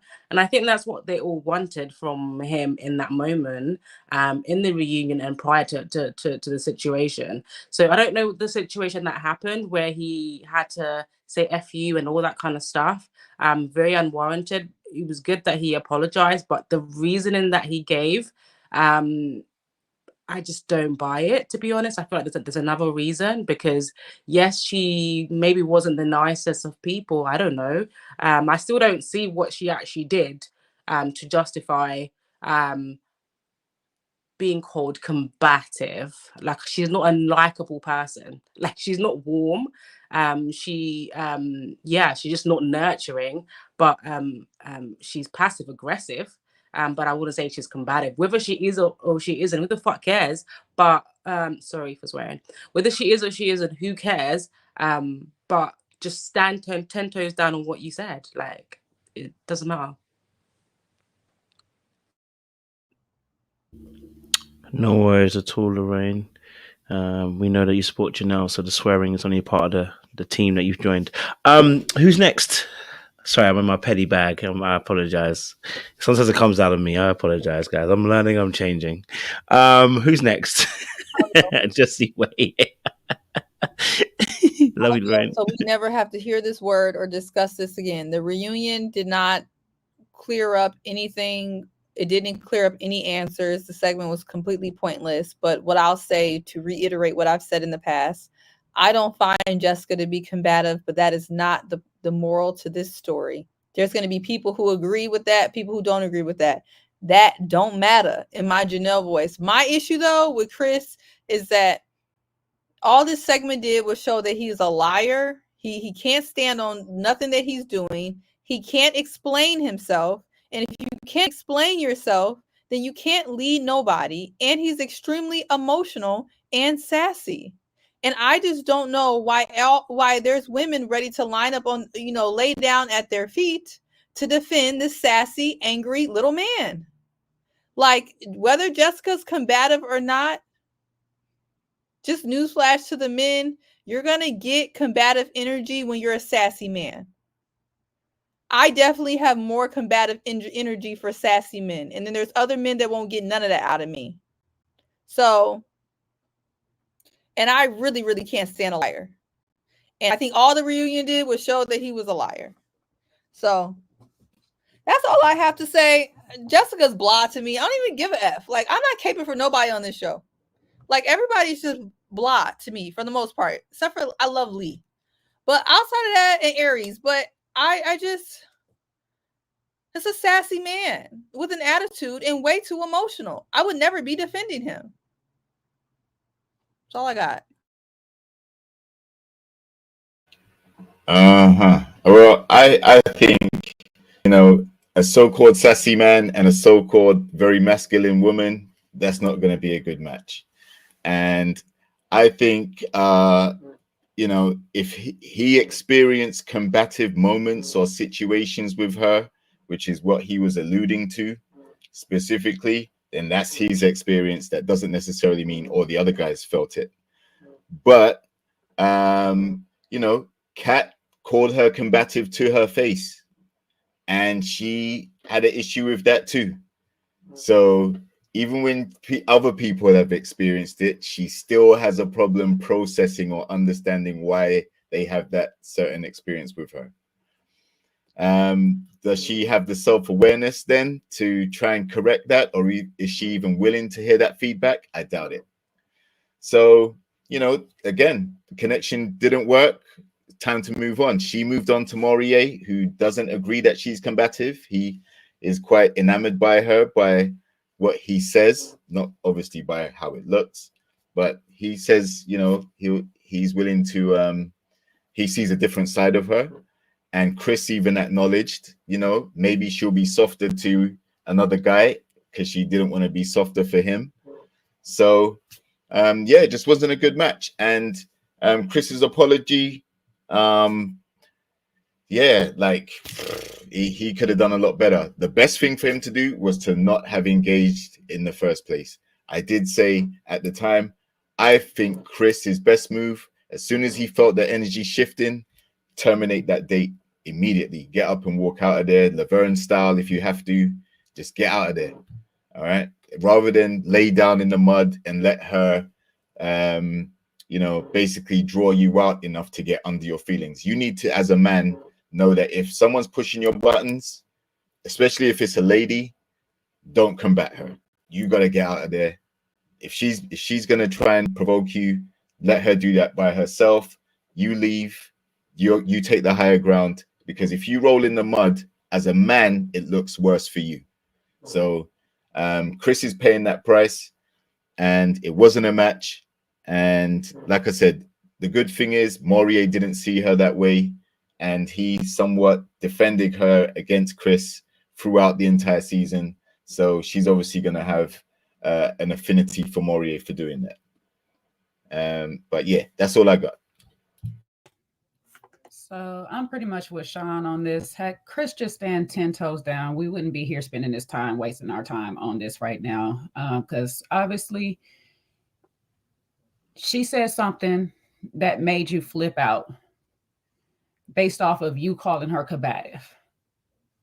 If you'd just stood there and told her, yes, I said that we had a combative situation, and later on in the confessionals, I said it a couple of times that you are combative because you combative. That'll be it. And we don't have nothing to argue about, because we see her later on do things that are potentially combative. But when you sit on the stage, start trying to blame other people, bring them into it. And not only that, you can't give us a real reason as to, other than she treated the other women this, that, or this away. Then I'm kind of on the lines with Seaway, as you're coming off a little emotional and a bit of the S word when it comes to things, because seriously, why are you in women's business? If she's coming at the women at a certain way, and none of these is actually your woman yet, there's no reason for you to defend them. Actually, there's no reason for you to defend a woman from a woman, unless you're just pulling her up off of your girl. That's it. You pulling off your girl, your friend, your family. That's the only time you need to be jumping in to save a woman. Otherwise, stay out of women's business, to be honest. And that goes for Q too. But on the other hand, I'm with Sean, like, again, why are we doing a whole witch hunt for the word combative? Why is that the one word out of all the words that was given to you that stood out? Why? Because it's you. It's in you. And oh, it's okay. Own it. Sometimes I can be combative. Sometimes I can be this. Sometimes I can be that. I am a Janelle at this moment. I am everything. I am every woman, and y'all are all obsessed with me. Yes, I am that. Own that. And let it be. Don't get up here and start trying to drag the other women up into your mess. Want to talk about, oh, so now y'all mute. They don't have to. They don't owe you nothing, sis. You've been beefing with them all season. They don't owe you nothing. So I don't even know why you looking to them to give you any help. That's crazy. Now you're setting yourself up to be the combative person that everybody said you were. That was foolish. You fell for your own trap that you set Chris up with, because that same trap you used on Chris to get him to blow up at the table and get all emo to where he did what he did, which I feel is wrong, but in some cases is warranted. I don't think it was warranted in this case, because I didn't see anything. He hasn't told us anything that she has done for him to say what he did. And all that was personal. When he cussed her out, all of that was personal. It wasn't for the other ladies. He didn't say, you make the other women feel like this. He said, you don't know nothing about me. F you, F this. That was all personal. So either get up on the stage, stand in your 10 toes as a man, your Nigerian prince outfit and everything, stand on that and tell us or tell her why and what she did that was combative, why what she said that made you go off on her, and apologize again. And I wish Tommy would just go ahead and let Jessica say what she needed to say, because maybe in that moment, he would have truly understand what she was trying to get at. Because it wasn't about the combative thing at this point. It was about you lying about the combative thing. That's what makes a person go off, when you steady lying. And no, that's not good leadership. I don't want a leader that lies to me. Especially, is he supposed to be my first captain? Nah. So that's a terrible quality to have as a man. That's what I believe. You ain't got nothing in this world but your word and your balls. And if you break either one of them, you're dead. So you're dead at this point. To me, Chris, like, that's crazy. Just stand on your stuff. Say you called her combative. Be done with it or whatever. Stop smiling and acting lost. That ain't cute. We ain't your mama. We ain't about to fall for it. You said what you said. And Jessica, move on, girl. You combative. All right?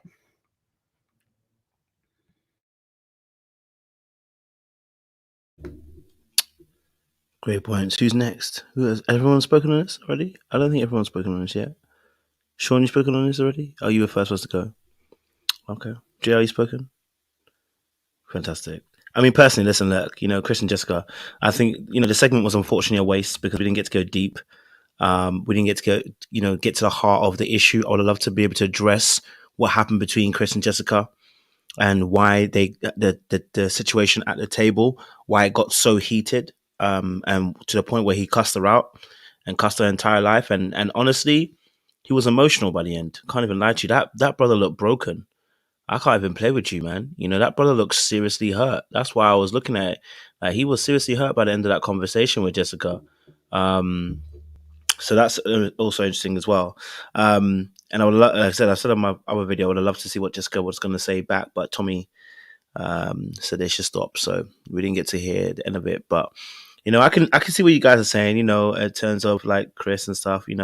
I think culturally where he's coming from as well. Like they see men as obviously leading and etc. And I think maybe finding a better balance maybe in terms of how he how he asserts himself when it comes to relationships.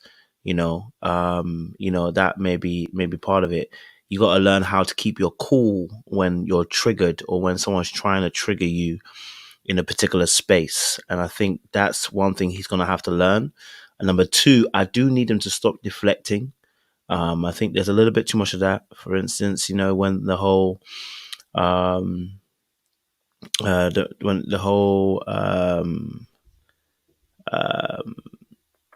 when he was asked about the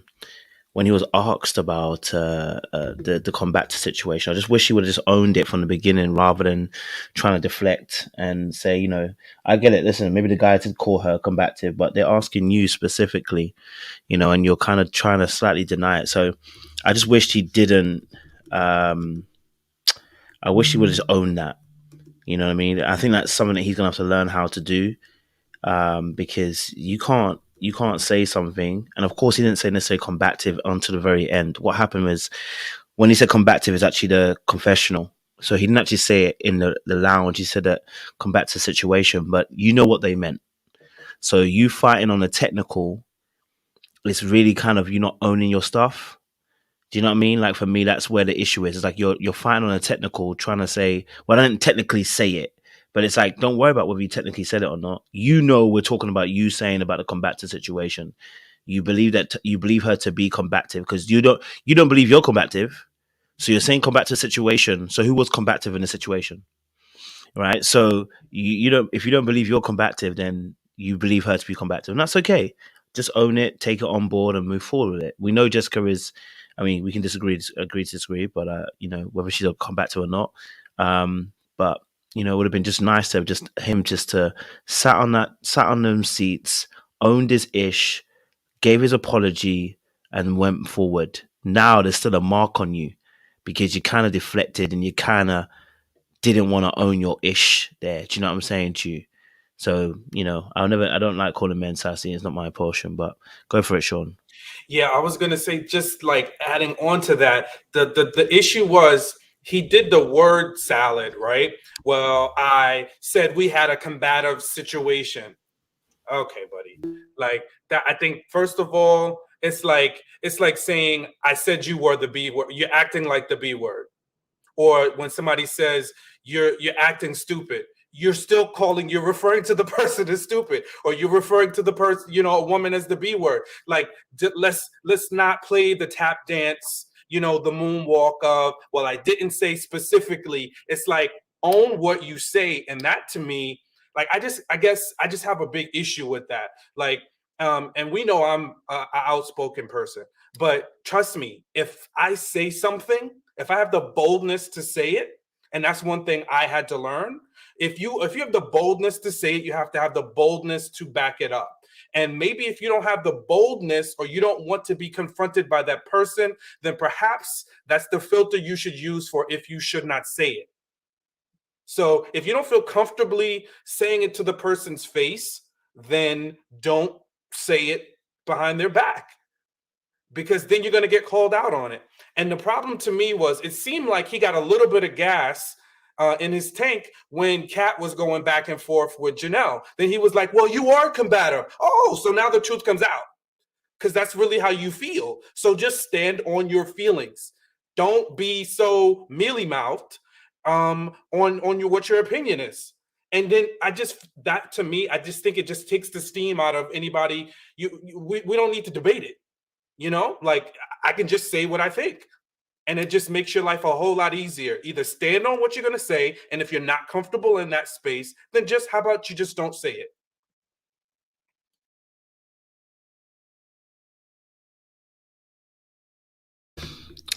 That's a good point, Sean. I can't lie to you, and I back you on that. To be fair, you know what I'm saying. I think you can always hold two people accountable, but as men to men, he dropped the ball on that one. You know what I'm saying to you. So he just he needs to work on that part. Just needs to work on that part, because that will just take him to that next level. Ownership. You know what I mean. And it just means also as well that you have a better leg to stand on when you want to say, listen, people should be accountable. You can't be asking people to be accountable and you're not accountable yourself. So, good points. Okay. Do you want to say something, CA? I was going to say a good example of a man actually leading in this would be Morier, the way he handled, I know we'll get to this, but the way he handled Kira and what he said, and how he kind of never backed down from what he said, but tried to explain it with respect and kindness, because she is a woman. But he didn't backtrack from it, because he meant it and it had truth behind it, right? I think that is the way a man handles a situation with a woman, with tact and class and grace, with softness, but also stands on his opinion. So I just can never get behind a man or support a man being milly-mouth and pussy popping on a fence about what he said, and then trying to backtrack. And then when another woman gets it, and then you gassed up, you got your chest out, you gassed up when another woman is piping in. I'm not getting in between that. They should have actually, if they like Chris, if everybody likes Chris so much, make him stand on what he said and then move on. And I think Morier was a really good example of how you do that. We saw it in one reunion of how you do that. That's how you stand on your crap, but do it with kindness, because she's a woman, So, yeah. But Morier didn't stand on what he said when he spoke for the guys in the elimination, when he said the guys think you're combative. He weren't telling the truth then. He was only referencing Chris's perspective. So Morier is a little bit of a Esther as well. You mean when he let the producers or whoever have him say that? Is that what you're saying? Yeah, because he showed the script, right? And he was told to personalize it or something like that. He didn't have to say it word for word like that. But he chose to do that. And then that means he chose to personalize it. So that's how he personalized it about Chris and said, personal, right? Yeah, it was personal. Morier though. He already said he effed that up. I'm not saying Morier is perfect. I'm just using the example of how he handled the Kira situation, because that was another time where a woman was deeply offended by something that a man said, and he didn't take it back, but he explained it in a tactful way. But I do agree, the situation with the script or whatever, he handled that horribly. We all know that. Yeah. Now the thing about Kyra is she started that whole mess herself by going in on Quentin. No, before you jump there, JR, we're not on Kyra yet. We're not on Kyra yet. I heard you. I know you're getting up to steam. I saw you going, sir. I saw you going. I felt the legs started to spin. Okay, all right. Use that Forest Run. All right, cool. Let me get on to the next part for you guys. It's Aries and Phil. So Your bring that up. face, to be there for you to chase all these different things. He wants to be a comedian. He wants to do, like, he had a couple things that he wants to do. I made a mention about stand-up comedy, but I'd done that so long ago. But this experience brought a lot of healthy rejuvenation to want to write again. Now, the brother got accused of being unstable in his relations. She said he was doing one or too many things as to what stability is. I felt like this situation still wasn't very clear. I felt like I was more confused after watching this. I didn't feel like it was clear enough after watching this segment as to what the actual issue is. And that's probably because we're trying to be nice about it. But again, I didn't get, all the information that I needed as well. So, what's you guys' thoughts on this? Talk to me. I know there's someone who definitely wants to defend this position. So, was that real person? Please stand up when they're ready to. But all jokes aside, now I would love to have a conversation about this stability situation. That's another word. If we're going to be throwing out combative out there, we don't want to talk about combative, then we shouldn't talk about stability again, because that's another word that got rinsed out. But you know what? I'm willing to have a conversation about stability. I want to hear the thoughts about why people are not stable in this place. You know what I mean? Who would like to take on this task first? Who hasn't gone first yet? Siwe, go for it. Siwe, you opened your mic. You ready, baby? Oh, I didn't know. I'll save Sean from going first. In my opinion, this is the easiest situation to figure out on this entire show. I think the confusion is because Aries is doing what a good woman would do, and she's trying to cover Phil from a certain things. The reason why we're not getting all the tea is very intentional. I think Aries is trying to cover him, as she should somebody that she has care for or love for, if that makes sense. So I don't think she's fully putting out why she feels he is unstable, which I think is fair. But what I can gather from it is that I think instability is not just about money, but it can be about money. And I think what Aries is trying to say is, at her stage in her life and what she wants structure. So that means maybe she doesn't want a man that's changing from career to career. Maybe those careers all make money, but that's just not what she wants. Or maybe she doesn't want a man that's going to have side gigs that she's going to be forced to spend her time and effort to support and take away from her kids. I think when you have kids that also have a lot of responsibilities and they're becoming a certain age, I think Aries wants a man that maybe just is going to be stable in all of those aspects. Maybe having a structured career that he's been in for 5 to 10 years, that he's not changing, structured hobbies that he already has. I think it's kind of scary when a man is telling you, I have a job, but I want to pick up stand-up comedy.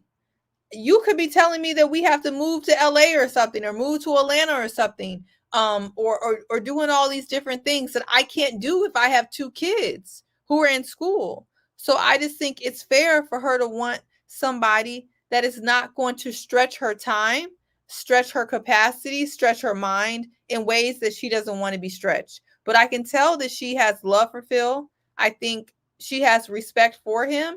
I just think she knows that she got into a relationship with him. She's not going to respect some of those aspects because she has higher respect for a man at that age to be more locked in to his situation. But there's definitely other women who may be more floaty, or they may be expats, or they may be job changing too, or be into gig life or whatever. And Phil will be perfect for them. I just think he's not perfect for Aries. And I would say most of the people I think on your channel get it. But for any of mine, I haven't said it yet today, but for any of the pick-me's who want Phil so bad, then you guys should pick him. He is available, I believe. But it is okay for women to not want certain things for their life, and they should be able to state that respectfully. And I believe that Aries stated that as respectful as she could, and that should be applauded. She shouldn't be backed into the wall to be with a man that doesn't fit her lifestyle. And again, if you guys think Phil is the best thing that since sliced bread, then pick him. And I pray that he picks you. And that's what I think. And to back what Seaway saying, I'm gonna give us a slightly separate perspective, something on the lines of the things you said later.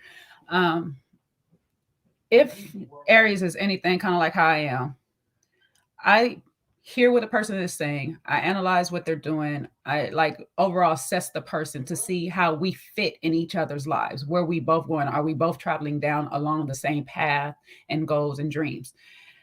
When you are listening to a man who has all these dreams and aspirations, and you are of a particular age, not necessarily that person, but you are of a particular age, you have been through experiences that have let you down. You graduated, divorces, marriages and all this stuff like that. When you have gone through things and now you are at a place to say, I have built up all of this, I have worked on myself this much, I need and require these type of things in my life, which is one, stability, meaning that we're not going to be chasing this dream this week. Next week, we're on another dream, or I have to follow you and your dream all around. That's a lot. That means you're now, when you're chasing a dream and you have these aspirations, especially as when you're doing it as a hobby, everything else goes in the background. I don't want to be a background woman. I don't want to be your second choice to your newfound career, your newfound love, or whatnot, especially in the beginning when I'm first making this relationship with you. It's a hard place to be in. If you have ever dated somebody that traces certain jobs as far as like a recording artist or an athlete, or somebody that is really grounded in a certain profession, but this is their ambitious dream, it's hard to be that person on their side. And when you're young, you're willing to do it. You're willing to take that chance because it's like, yes, I'm young. I might, if it doesn't work, I could find somebody else. I can do other things or whatever. But if I'm sitting here at this stage and saying, this is my last time, I just want to relax and live out the rest of my life with somebody, enjoy life with somebody, it's hard to do that while they're still out here trying to chase their love. You know what I'm saying? I don't know if I'm making that much sense, but it's when you're with somebody that has a passion that's not you, you're always going to be left out some way. You're going to be feeling some type of way. And she's just saying, I don't want to be left out. And it's not fair to me to sit here and put you in a relationship when you have other things that you really want to pursue that requires more of your time than an actual relationship. You want to do stand-up comedy plus have your job. You want to do it on the weekend and after work. Where does that leave us? Where does that leave me? That's not fair to neither one of us. So I hear you and all your dreams and aspirations, and I'm going to let you be, because that's not aligning with what I want. And that's the most respectable thing that a person can do. Now, as far as that respect comment was there, according to her, that was a voiceover. I don't know. I have to play it back. I didn't really see it, but I don't know why it wasn't addressed at the reunion, because it wasn't addressed. So maybe it was added in there later on, because Phil didn't address it and she didn't either. So that was kind of odd to me that never came up. So I don't know.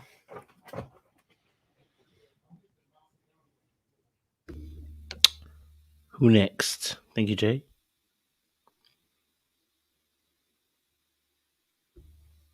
Who's brave enough to take the mantle? I'll go. Yes, go for it, Joe. Yeah, I just keep it short and sweet. I said it already, but I just think the attraction was there. Maybe some chemistry was there. There weren't any bad vibes, bad blood, anything like that. But on something that was crucial to Aries, and I agree with how Jay explained it. Like, I feel like even if he does have a stable job, the fact that he wants to venture off and do all these other things probably leaves little time for, or is not going to prioritize her in the way that she feels she needs to, or give her the time that she feels that she requires in a relationship. But personality wise, they seem to get on. So yeah, it just wasn't meant to be. It's not the end of the world. He seems to be cool with it. She's cool with it. They were very amicable on the stage. There was no disrespect or no shade being thrown. So, it is what it is. They can just move on.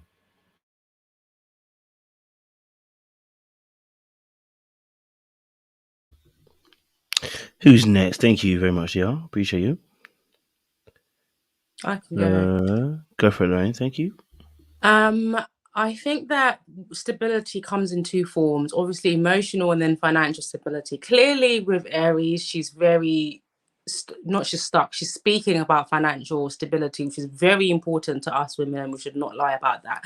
First of all, Phil is not broke. He's got a job. He went to uni for it, and he implied that he's a 6-figure earner. Fantastic. The issue here that I'm seeing is that he's not saying that this is the job that I'm going to have for the rest of my life. I am passionate about this job. This is my purpose. Yes, you got a degree for it, but you're also saying that you've got other dreams, you've got other stuff that you want to do. There's a possibility that in a year's time you could pursue comedy full time. You're saying that you want to do it as a hobby and she should be supporting you. Yes, if it was just a hobby, yeah, do what you want to do. But at this big age, you want to do a whole career change, and there doesn't seem to be a purpose to what he's talking about. And I think that's what she's trying to say, that, you know, there's no long-term plan. He seems like he has a visionary archetype where he's like a dreamer. He thinks big, brainstorming and all that kind of stuff, and then tends to lack follow through. And I know that it's probably unfair that his past is being dragged up about his failed ventures and all that kind of stuff. But I think in this context, it's very important that we look at it, because if he wasn't talking about trying to pursue something else, I personally wouldn't need to be thinking about, well, you tried this and you failed. Well, you tried this and you failed. For me, he just lacks follow through. There's one thing can happen and two things can happen, and it could be a coincidence. But if several things keep on happening, right, then you are the common denominator here. He's not a bad person, but maybe he doesn't make good decisions. Maybe he doesn't have good business decisions, you know? And the fact that he's saying off the back of coming on to Ready for Love, now your passion of doing comedy has been sparked. Like you're is easily swayed. What about in a 2 years time, another thing is sparked? Like, she's a grown woman who is stable and she's seeking stability in her partner. And I feel like what she said, even though she's saying that she was pushed by production to say that she, you know, to keep on giving him a reason at the bridge or whatever, she was right. She doesn't respect him because she's not seeing the vision and the plan and how you're going to follow through. And she's taking everything into consideration. She's not going to be able to respect him. And that is her truth. And I feel like in the beginning, I wasn't really understanding it, thinking he's a really good guy. Like, you know, you can't have everything in a man. But I think that's something that's really, really important. And it's her non-negotiable. Just because he's a good man and he will provide emotional stability, it doesn't mean that that's enough.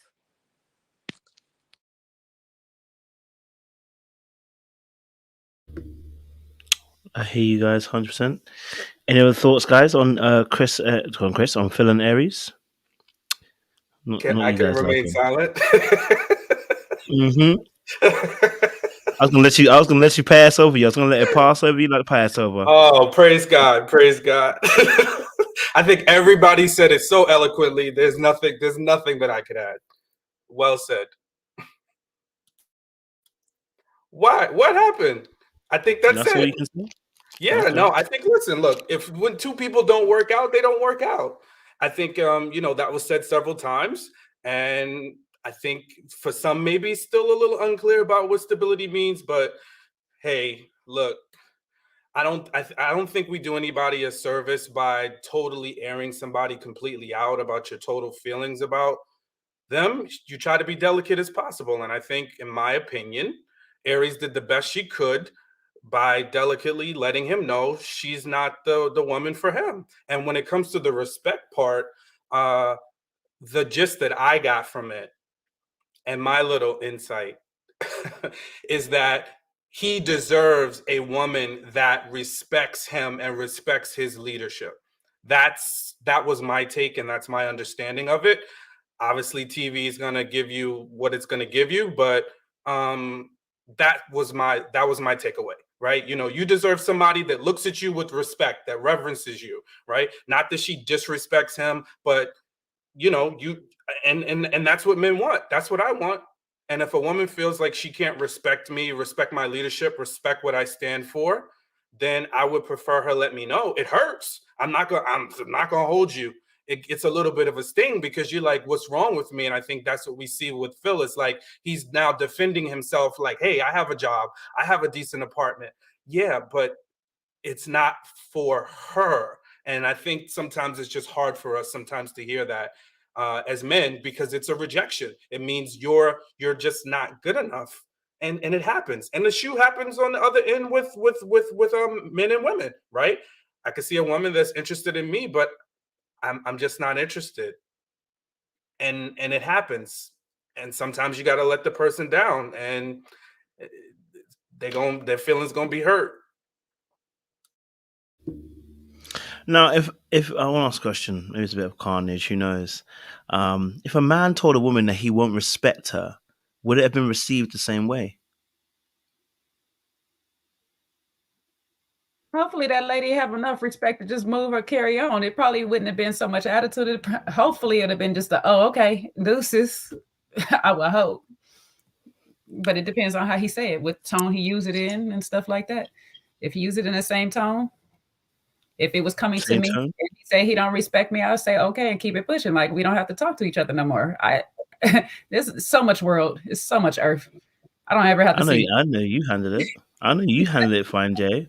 I'm saying that if this was said on national television, where he's saying, you know what, I'm probably going to struggle to respect you, would it be received as, well, you know what, he's just covering her, he's just, giving her, he wants to make sure, he doesn't want to be too rude about what he gonna say? Would you receive it? Would you break it down in this particular way? I'm just wondering.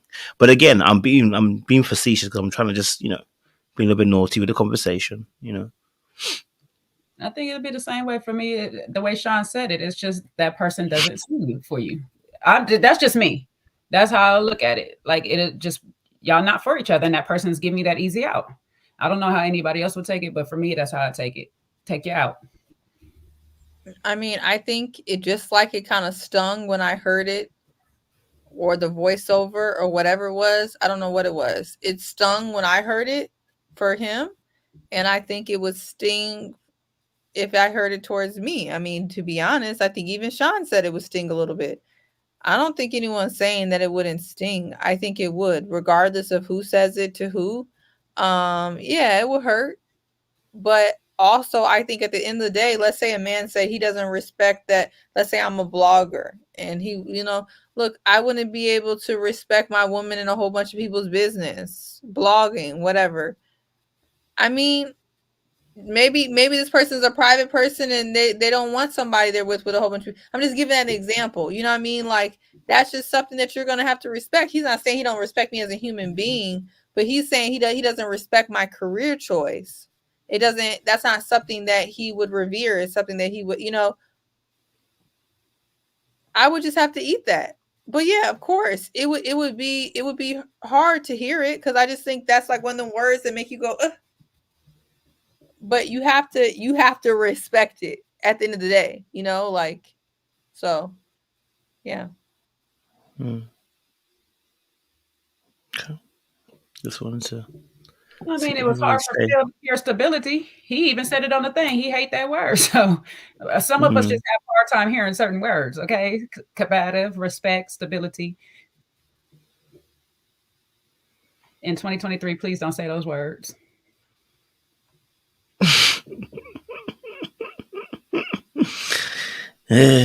Interesting. All right, cool. Move to the next one. I like it. Let's move to the next one. We're now going to talk about where our good old JR was running to earlier on. So let me put it on there. I'm sure he'll run back to the screen when he's ready. Let's play. Because of my lifestyle. I'm a part of a small sector of Black consciousness. That is a different level than just like Beyonce concerts. You know what I mean? When you started to Man said it's a different level of consciousness than to Beyonce concerts. Does he not know that Beyonce knows about Yoruba culture? No, jokes. But she does actually. But I want to get you guys' thoughts. The shit already too. You know what I'm saying? He said, "You gonna get this work. I'm gonna let you know you ain't a part of the conscious movement, sister. Okay, all right. Fight the powers that be." So obviously, Morier and Kira, they had their conversation. There was hypocrisy, I believe, on Kira, but that was my personal opinion. What's you guys' thoughts? You know, what's you guys' thoughts about Kira's behavior in terms, or Kira's labeling of Q, Morier's rejecting Kira because of her blackness, or sorry, her black culture or black centeredness in terms of the way she does things. What was your opinion on that segment and that particular conversation between Morier and Kira? He would like to tackle this first. I would have said JR, but JR's not here, so he's probably personal training behind the scenes. If it ain't the pot calling the kettle, calling the pot calling kettle, because that's what this is at this point right now. Like, sis, if you can understand through this whole situation, I mean, through Q's situation, you understood for Q why he was feeling some type of way. Why you can't understand for Morier? How do you feel like Q's situation was just the vibe that you got, but yours is a character attack? You gave off a vibe. It was the same thing. You actually told the girls, which going back and tell the guys, that you are the closest thing to white amongst everybody. So if you don't want to be judged, why are you the first to be judging somebody? That's the craziest part to me. And then you sat on the stage and continue to judge them. Oh, maybe I should have just said Latino women. Like, it didn't make no better. Then you threw a whole state in there. All the Florida men I know love them some chocolate women. They love them some melanin women. They love them black women. I don't know about the ones you know, but the ones I know love them black women. But I didn't even understand that reference. Like, oh, it's just a Florida thing. No, it's not. That's a preference. Just like you're adjacent to whiteness is a preference. You prefer to be around white spaces. That is okay. Morier prefers to be around certain Hemotep black spaces. That's okay. Just chalk it up. Just give Morier his grace on saying what he said, just like you can give yourself the grace for saying what you said to Quentin. If you could find the grace for yourself, you could find it from Morier. So it made no sense when she just couldn't understand how Morier judged her the way she did, the way he did when she turned around and judged Q the same way. And that's all I have on it.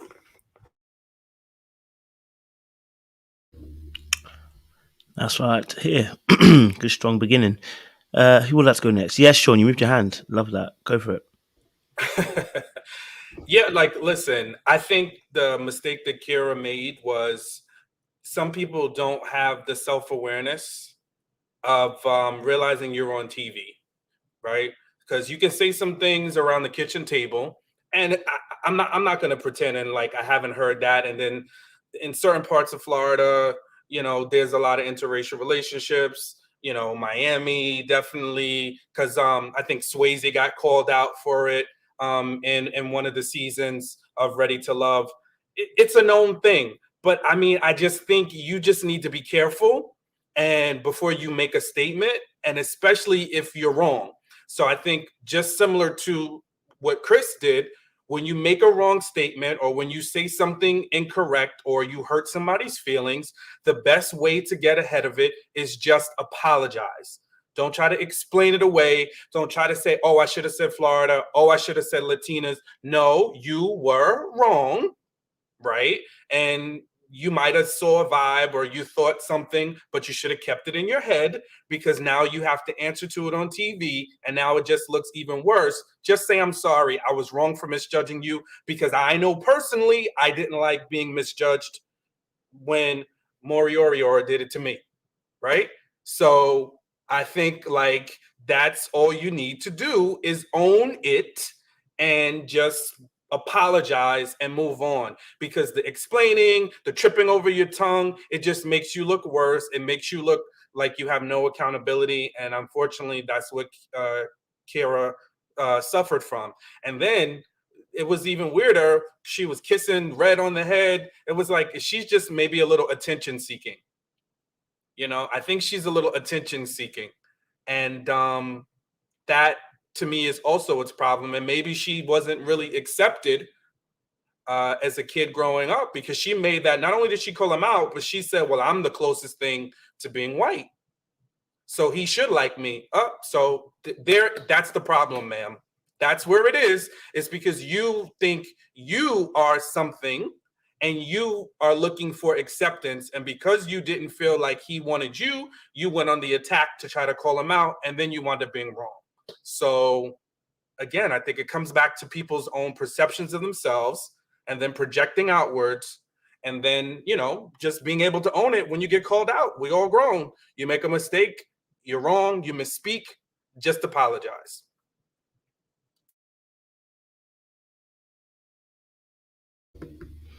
Thank you, Sean. Who wants to go next? JR, you back now, yeah? I'm back, bro. Go for it. Tell us something. Had to get a little light refreshment. But yeah.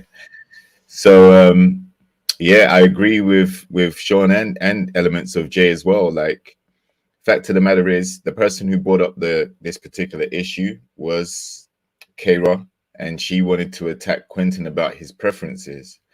Now, the fact of the matter is if he has chosen Janelle as his number one connection, then that flies in the face of what you're accusing him of. And if you're trying to make out that she's a token, he, you know, he's on a Ready to Love show where they're historically is predominantly people the same ethnicity as him that he's got to choose from. So that was a very targeted accusation to make, in the hope that he falls out of favor with the other ladies because of the way she felt he had rejected her in whatever moment. And that's what I didn't like about it. And now she is it's like the mirror has been held up against her, because it's really an issue she has, probably with herself, but you know, she was very vocal about saying she's not comfortable going to rallies and being in black spaces. She made that comment. That wasn't something that anybody put on her. She did that on her own volition. So yeah, if you're around black people and you're making statements like that, then they're gonna see it as this may be some type of self-hate, or you have some type of issue with you know, colorism or something alike. But that's your own issue. And for her to try and put it on Quentin first and then get so defensive when Morier has said he wouldn't want her to feel uncomfortable by coming around so many people in the spaces that he occupies. Yeah, I think she just took it too personal. And like a lot of you guys say over there, a hit dog will holler. And that's what I think she was doing. I think she was hollering because she was hurt.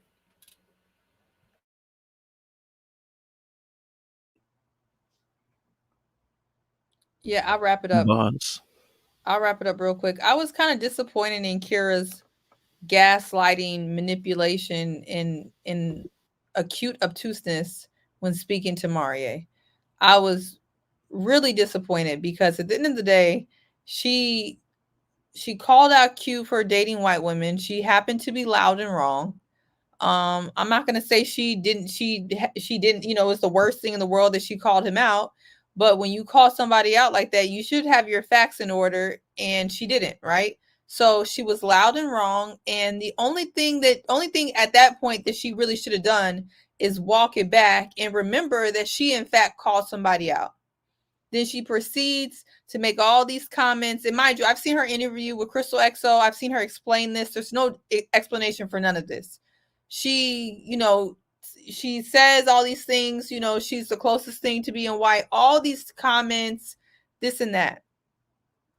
And then when someone, based on the information that she put out there, makes a judgment for themselves, like Morier, that as a person who's baby Dr. Umar, a Pan-Africanist, his life probably wouldn't go along with her life. Now she's crying Karen tears and being offended. And I just find that to be just kind of outrageous. I mean, and then she tried to say something that was complete gaslighting, like, don't you see my skin? I'm black. Yes, ma'am, we see your skin. That's why we were confused by your original statement to begin with. We definitely see your skin, and we're definitely confused. So I don't understand why she was gaslighting Maria the way she was, because people know. We're actually just saying that Maria actually is a Pan-Africanist, because I don't know what the crap he is. He goes back and forth. One day he a deacon, one day he a preacher, the other day he's spiritual, the other day he Pan-African, another day he's something else. He's all over the place. Okay. So I don't know, but let's just say he really is. I mean, I probably can't really date him, because a lot of Pan-Africanists are people who believe that they want to be exclusively black. So like in my foundation, because I am an Afro-Latina, which I don't talk about much on this channel, I have a lot of multicultural things in my foundation. That may not work with a Pan-Africanist. They will tell you, you need to be exclusively black. Not all of this multicultural, they will call nonsense. So, and that's just for me. So I can't imagine somebody like Kira saying, you know, I don't want to go to rallies. I don't want to do this and that. Like, you should just be able to respectfully say, you know what? Our lives may not work. You know, it may not work. So I don't know. All of her crying and stuff, I commend Morier for trying to handle it well, but I really don't think it was that big of a deal. And she really needs to be more self-aware going forward, because that just looked absolutely crazy. And I know as a Cubana myself, I know Cubans are in the African struggle, but I'm talking about multiculturalism, which means across multiple cultures and people who are not just black. So I'm not just talking about Afro-Latinos, which he would clarify does not work in Pan-Africanism. But yes, if you are of Caribbean, you're from the Caribbean, and you actually identify as being black, then that does work in, you know, in Pan-Africanism. So just to clarify.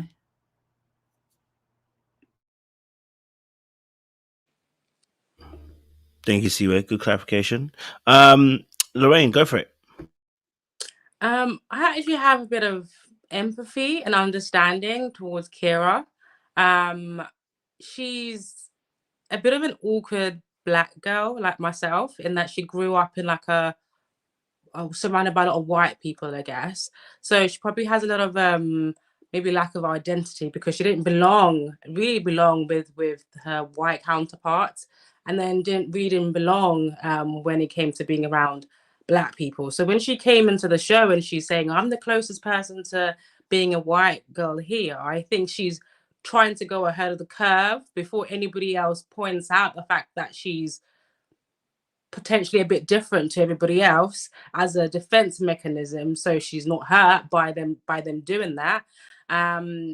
So I think that's what she's doing. I think she wanted to be accepted. That's why she was so upset by what Morier said, which there's nothing wrong with what Morier said. We just don't align because we're different, which is true. But because of her, I guess, lack of identity, because she's a bit of like that awkward black girl, grew up in a white area, you're not going to really belong in the white space, even though you might have certain mannerisms, and you kind of feel like you don't really belong in certain black spaces, but again, because of your mannerism. So I think she really wanted to be accepted, because I was wondering, like, why is she so upset and why are you crying? I think that's where that lied.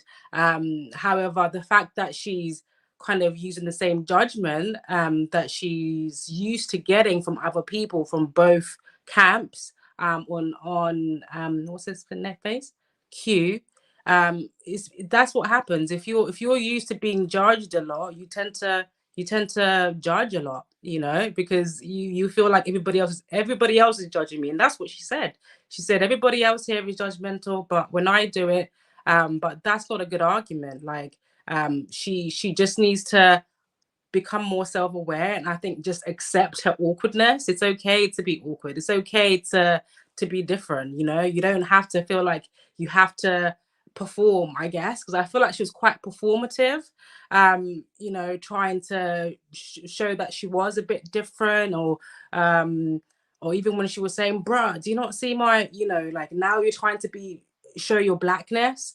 So I feel like because she's not comfortable with the fact that she's an awkward black girl, she performs a lot and then in turn judges other people.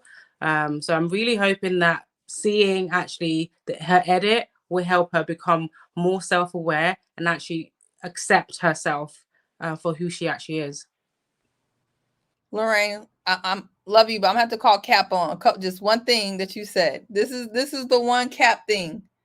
That whole thing with her talking about she was closest thing to a white girl, all of that stuff came along when she thought that Q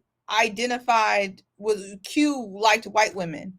She started all this, I'm closest thing to the white girl. To me, it seemed like she was using it as an advantage. She believed that by saying that Q would want to be with her. And when that all fell apart, what did she do? What do women do when it all falls apart? She started all these crocodile tears. I don't think, now you may be right that she's in that awkward place of like, where do I fit in life? I definitely can see that. And I definitely saw that in interviews. But she was bringing up all this white identified bull crap when she was trying to basically say that she should have been Q's top choice. And when Q picked one dark-skinned woman and another black woman and didn't pick her, now she was confused. She was confusion, and then she was sliding down the wall. And I also just don't understand how she's being prejudged when Morier didn't say anything about her until darn near at the end of the season, after out of her own mouth, she was saying all this white identified bullcrap.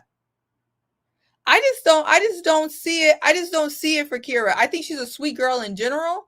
But to me, when you put out all this, again, trying to align yourself with whiteness for your benefit, and then it doesn't work out, so then you try to pussy pop backwards and start crying. She really needs to get some therapy about that, because to me, that was just not the way. That was not the way to go about it. And I just don't have any sympathy for someone trying to use their white adjacentness to get a man, and then it didn't work out, and then you start crying. To me, that's where I find it whack. But I can see what you're saying, that she's in a weird, awkward stage in her life that she probably needs to work through. No, I definitely agree with you. I think when I say empathize, I'm trying to say I'm understanding her psyche. I'm understanding why she's doing what she's doing and why she probably feels how she feels. I think she definitely was saying it as, it's a good thing, that she's proud of the fact that she identifies with being white. She definitely was, but that comes with that lack of self-identity, with that lack of self-acceptance, because in her mind, she feels like in this space, it might be seen as an advantage. And again, it's that performative thing where she's just acting or performing as a way, again, of acceptance. Even her identifying as with her whiteness, I guess, is a form of self-acceptance to some form, whether she wants to be accepted by the white counterpart or the black counterpart. So I'm not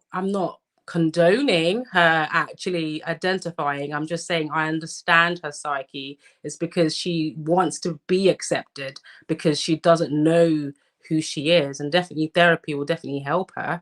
But yeah, I feel like when you are in those white spaces, and she probably hears the fact, you're pretty for a black girl, oh, that kind of thing. She takes that to in black spaces and feels like that's a badge of honor, which it obviously isn't.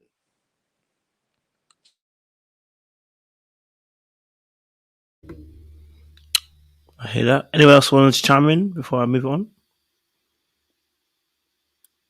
No? I just want to echo that in this scenario, that Maury handled that the best way you can. And I think he just apologized. And I think sometimes, not sometimes, I think all the time, if you hurt somebody's feelings and her feelings were clearly hurt, the best way to move on is to apologize. And I wish we all would, we all could take a lesson from that. Listen, some other things he might have did, I don't agree with. I think we'll probably talk about him and Jessica, but I do think he handled this situation the best way that you can, because trying to convince somebody what you didn't mean, trying to convince somebody that you didn't mean to hurt their feelings, but you were trying to say, if they're crying and they're saying your words hurt me, just apologize. So I'm glad he did that. Appreciate it. All right, cool. Let's shift it on to situation with Janelle, Quentin, Lee. I guess obviously, they got to have a conversation because there was a beef obviously originally, and then obviously the two obviously let us know that they're still together and that. That he made something special for me. He presented that. I didn't present that. I don't like going back and forth with people who are not aware of themselves. It's I am pointless. very aware, but you need to take accountability. Lee, me being uncomfortable had. Now, I just want to say this first and foremost. The audacity of Janelle to say someone needs to take accountability when she said that nobody can ask her to take accountability because only God can judge her is absolute hypocrisy at its highest order. But I know you're watching and I appreciate you. Still look fine, baby. Okay. What's your guys' thoughts, obviously, to this situation? Because the beef between obviously between Lee and Janelle was about whether Janelle was terrorizing the space, basically. Okay, not letting Q breathe. Basically, she was taking all the oxygen out the room. So what was your guys' perspective when it came to the Lee and Janelle issue? How did you guys see it? Yes, Sean, go for it. So I'll start out. So I think that at the end of the day, she just clearly, it's like when somebody tries to articulate a point and defend themselves and they just prove the point. It's like when she said to Lee, oh, he doesn't have a problem. He didn't feel uncomfortable. Tell her, babe, you didn't feel uncomfortable, did you? Yes, I didn't feel uncomfortable. It's like, bro, come on. It's like, that's such a disingenuous way to try to prove a point. Right. Let the person speak for themselves. And I can't stand when people, me and Seaway debated this word, it's like you're being obtuse. You know full well that you don't have to sit up there and stand in front of him and say, no, you can't talk to this girl without blocking people from being next to them. And I think Janelle just didn't. And Lee, God bless her. Nobody handled them. I think the MVP goes to Lee for the reunion, for the way she articulated herself, for the points that she brought out, for her energy. She never lost her cool, but she just held her ground. And it was 100% spot on. No self-awareness, zero accountability. And and we all saw it, that Janelle was no too happy when anytime any other woman interacted with him. And then she's going to try to spin it. No, I told you to talk to other women. Yeah, maybe to stay on the show so that you can still stay around, but not to really get close. We saw it with Kat. We saw it with Lee. We saw it with anybody else. She staked her claim on him, and it was very obvious. So those are my thoughts. I'll say this and be done. Lee, class act. Class act. Textbook way to stick up for yourself and do it in a classy way. She looked phenomenal. Hair was on point. She seemed like she has a beautiful spirit, beautiful demeanor. Lovely. What I will say is that things can be right at the same time. I believe Lee had a point that Janelle was being very territorial and was kind of making the space stuffy and making it hard and uncomfortable for people to even have the most basic of communication, right? I do believe she was doing that. Everyone could see kind of how territorial she's been throughout the process, even down to the lounge and telling everybody about all her lengthy conversations that she's having. She is a person, I think, due to her insecurities, that stake her claim. And she did it to the point where I think it did make everyone uncomfortable. But what I will say, and I'm not saying Lee didn't say this, but Q also is a grown man that made a decision not to see Lee in the house. He made a decision to be up Janelle's butt. He made a decision not to act like he's using his own brain. So as much as I want to say it's Janelle, Yes, she made the house very, very uncomfortable. I'm not saying she didn't, but Q made his choice. And he made his choice in the house not to see Lee. And I think sometimes when women like Janelle, who are very demanding, they don't have to tell you don't see Lee, but everyone knows the expectations is for you not to see Lee because she has high expectations, which Q knew. I don't think she ever had to spell it out because the man already knew what it was. So I'm not going to just put it all on Janelle. I think Q is a grown behind man. And just like Lee told him before the reunion that it was on him, the fact that he didn't come see her in the house, that remains true. That was Q's choice. He's a grown man.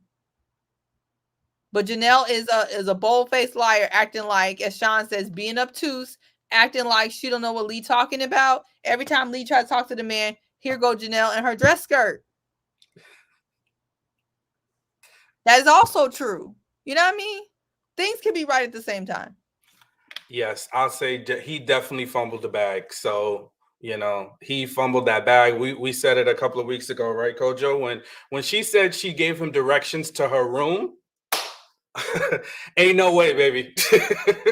Ain't no way. Say less. He didn't want to go. He wanted to smoke on that little hookah stick. He wasn't trying to see Lee. All right, I'm signing out. The hookah stick with the break. we are not involved. That's an unpopular opinion. Who's next on that? Who wants to go next with Quentin, Lee, and Janelle beef? Who wants to go next? Suffocating the air. Yeah, JR. Oh, okay. Lorraine, open the mic. So go for it, Lorraine. I was gonna say JR because JR likes lips. I think that I've got an unpopular opinion about Lee. I love her. She's stunning. One of the best bodies I've ever seen. But I think there's a certain level of competitiveness there with Lee. She said that she wasn't interested in Q. She doesn't like gym guys or anything like that. So why are you bothered that he's choosing Janelle or that he's not paying you any mind? I know it's obviously a dating show and you know you want to explore your options, that she said. But I feel like as a woman of that level of beauty, okay, is used to winning and is used to men wanting her, which there's nothing wrong with. I just feel like once he made his choice, whether it's Janelle who's saying don't do this or whether she's being rude, which I don't doubt that she was, because you know we all know what she's like, but I just feel like what C-Ray said, he's a grown man, and for me, if a man is not choosing me, and if I'm having to say this is where my room is, if I'm having to give you a cheat code, that means that he don't want to be there, and you shouldn't have to do that. And I don't even feel like she said that because she wants him. I feel like she just wanted to win, whether to get to the end or just to get a one up on Janelle. I don't know, one of the two. But I just feel like it doesn't really matter. Like what Janelle says, you know, don't matter whether or not Janelle forced or made it difficult for him to talk to other women. It doesn't matter because he's a grown man and he made his choice, whether he was under duress or not. You know, he made his choice. Like, why are we fighting this? It's okay. But I just feel like because of how beautiful she is, she's not used to losing. She's not used to fighting, and the fact that she's even having to go above and beyond to say, "Come and see me," to do what? Even if it's to chat, I wouldn't even say that because he's made his choice. So yeah. See, y'all don't be asking us man them to come up to this. You see, this is why, you know, y'all 2023, y'all so bougie.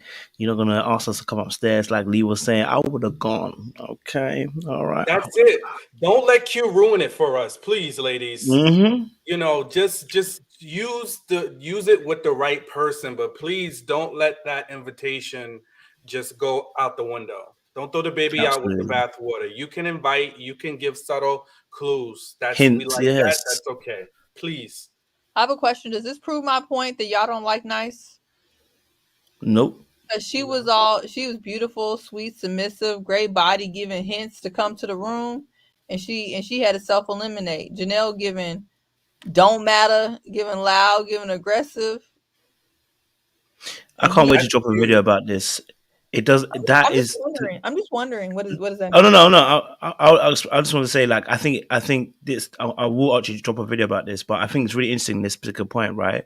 I think it actually shows a lot of where we are in our mental state in terms of being healed, because a lot of times that choosing someone like Janelle is actually about validating you, because it's almost a Simon Cowell effect. When Simon Cowell decides to give somebody a golden star, everyone's like, "Oh my God, Simon Cowell gave a golden star." But the real reason why everyone gets excited is because Simon Cowell always rejects so many people, and he's, sometimes can be quite rude about it. Do you know what I mean? So you're almost validated when Simon Cowell gives you this golden star. It's the same thing with Janelle. It's like any woman or man, if they're like a bit mean, or there's somebody who's like not giving people the time of day, it's like, if I get you across, it validates me, because everyone else tried, but no one else got it, but I got it. And reality is actually saying more about you than it is about Janelle. So Q choosing someone like Janelle, I would never choose Janelle. No offense. I just wouldn't choose Janelle. If I'm going to be talking about relationship, I'm never going to do it. Now, if you want me to Mac, I'm going to do everything I'm going to do. I'm just going to be honest with you. And that's, as a man on a spectrum, we have to,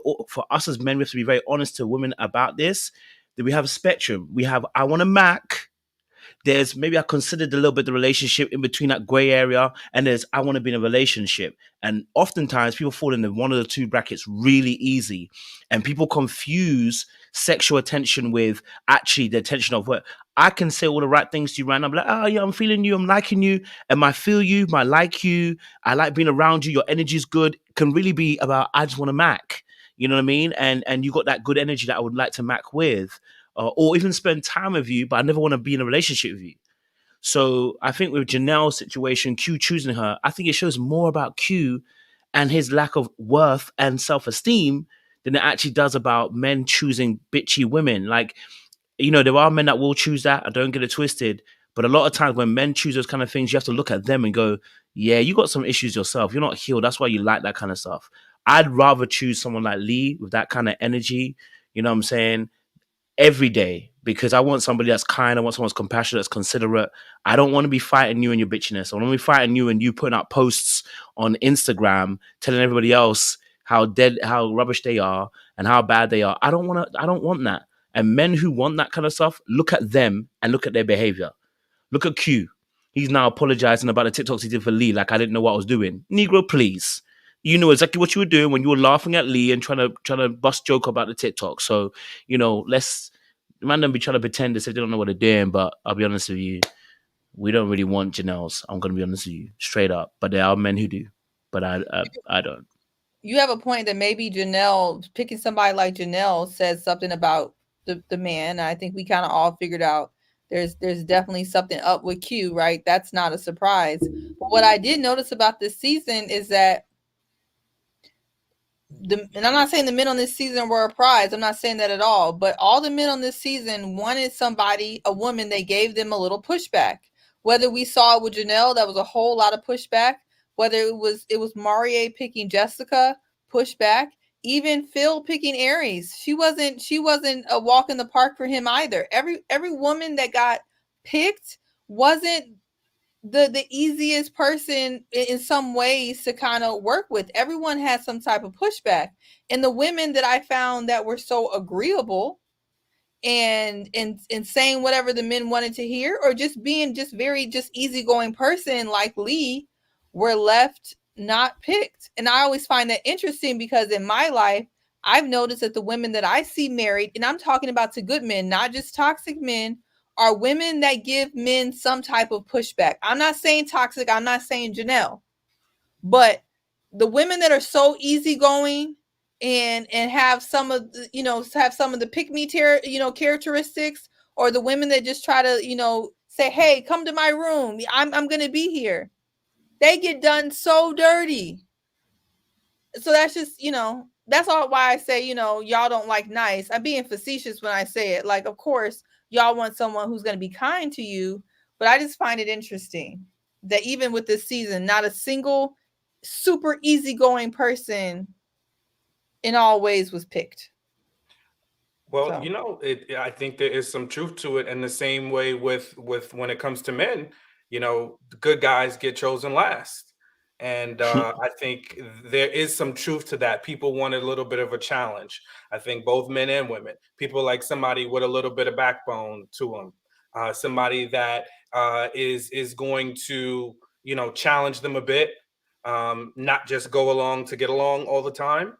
And I think that, you know, it plays into the relationship dynamics. There's a little, you know, it's kind of a sexual dance that you kind of do to it too, where you have to convince the person, you got to sell them, but once it gets going, you know it's fireworks. So, I think that's true on both sides. My assertion to this would be that I think sometimes we ascribe good to people that are not good. They're nice.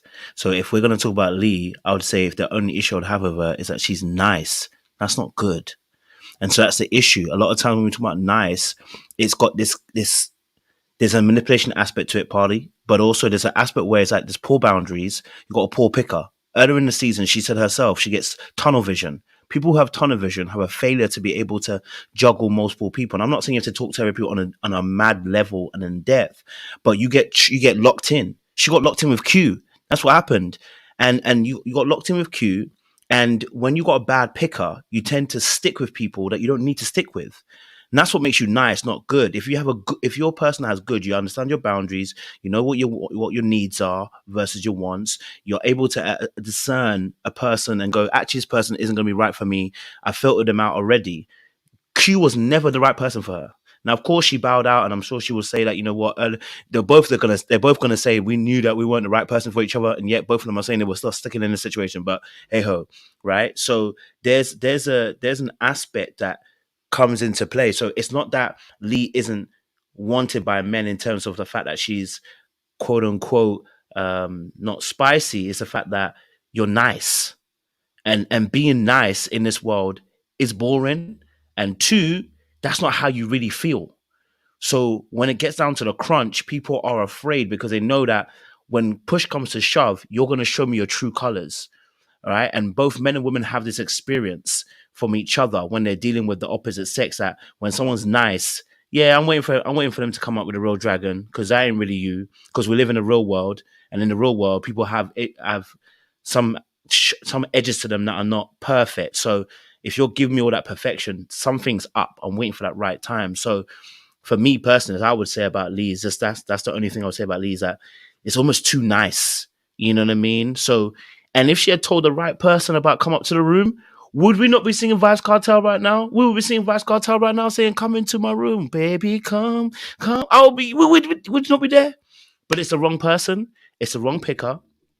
And unfortunately, it's now backfired on her. So that's what I would say. Being nice is never, being kind, being a polite person, being loving, all those kind of things are never bad things. But choosing the wrong type of guys for it, yeah, you're gonna be a problem. Any other additions? I haven't heard from Lorraine or Jay or JR. I don't know if you guys wanted to add to that. Yeah, I have a different take to you and Sean for sure. I think he shouldn't have gone to the room. That would have just created more chaos. Looking at the way Janelle would probably have handled that, and the tension between Lee and Janelle would have been heightened. It would have just been another confrontation that could have been avoidable. But he could have gone on more dates, or even more sensibly, paid more attention to her early on in the process instead of ghosting her like he did. That would have been the right thing to do, but he chose to ghost her and move mad. Now, Lee, yeah, she seems like a solid all-round lady, but unfortunately, it wasn't what was going to give her the edge over Janelle as far as Quentin was concerned. And let's be real. I don't want to use the vulgar expression, but Janelle was blocking every opportunity that she could. She was blocking. The only chance she didn't block was on the one-to-one dates that they had, the baseball cage, where he's teaching her how to bat, teaching Lee how to bat and things like that. that was a time to make a move, a last ditch attempt to try and salvage something. In the retreat, he was saying, he was exclusive to Janelle. But then we find out that afterwards he was saying, yeah, look, I'm not completely closed off. There's still, room to build a connection. So he was kind of leading Lee on in that respect. So I definitely don't think he should have gone to the room. He would have been seen as a player. And we know what happens when you get seen as a player, as a guy on this show, you will get trashed. All right. So I think he made the smart move there. And yeah, whatever his attraction to Janelle is, she obviously fed off that and used it as a stick to beat Lee with, or try and poke or provoke her with, which wasn't cool, because even if you did get chosen, there's a way to go about it, to be more humble than that. But again, it plays into this narrative that she feels she's more better than the other women on the show because she got chosen by Quentin. And like you guys said, the rest of the ladies didn't. But ultimately, just like we predicted, it's not going to be a long-term relationship, because immediately after that reunion aired, my guy jumped on IG and spat the realness. They're not together no more. So yeah, the victory was temporary. But like I said, he's very conflict avoidant. I think his best way to deal with situations is to pull her to the side and say a few words to her, rather than pull her up in front of people and say, look, can you just let me have my process, please? Can I just come to the conclusion of who I want to be with myself, rather than you coming out doing the most? Oh, you call us a fish, baby, and all this other stupid. Oh, you come outside naked? Come on, you're doing the most because you hear that he's talking to other people, and you want to come and stake your claim to him, be all territorial and everything, and that's going to dampen the conversation or ruin the mood between whatever's going on in that situation. So, yeah, Quentin made his decision, and unfortunately, he has to lay with it. Lee better not get back with him, because he ghosted her, and he already shown that he wasn't interested in her enough. So. I don't know if Lorraine or Jay wanted to fill in with this particular aspect. I'll say, with Quentin, I looked at him as 2 points. I started seeing nuance in him in this, especially because he spoke on being healed, doing the work, and this is why he wanted to enter this program. Now he's telling us that he's not healed as he thought, which is understandable because healing is a process. And sometimes you need to be put into places to see just how far you are healed. The healed side of him attracted Lee, and he was attracted to Lee because of the healed side of him. The unhealed side of him is high and strong within him. That's why he totally attached himself to Janelle. Because a person who is more healed or whatnot is not going to go for all the mess. They don't want all the stress. They don't want all that. They want to have good times, happy times. And they don't want to be having to try to attempt to regulate anybody else's emotional behaviors, outburst, all of these things on a regular. And the fact that he even says that she doesn't even respect me enough to listen to me. And I get where he's saying to him, it's early in the process, but 4 weeks in, you should be able to have some say as saying, I've spoken to you enough. Why do you let these people get into you? If I can't calm you down within some initial meetings with you, then we shouldn't be together. If my voice and my presence is not enough to calm you down, then that should signal red flag to you. But because it doesn't, that's because his unhealed side was leading him mostly. Now, there's also this true case that he may not be attracted to Lee for whatever reason is, could be a preference thing, whatever. That's fine. He could be more attracted to Janelle. Possibly there's some connection there. They say they like to talk and they joke and stuff. Maybe Lee don't give him the funny side that he's looking for, even though they might align in what they want as a future. Sometimes we're always looking for that balance, especially when we're juggling 2 or more people. We're picking and choosing out of those people what we like.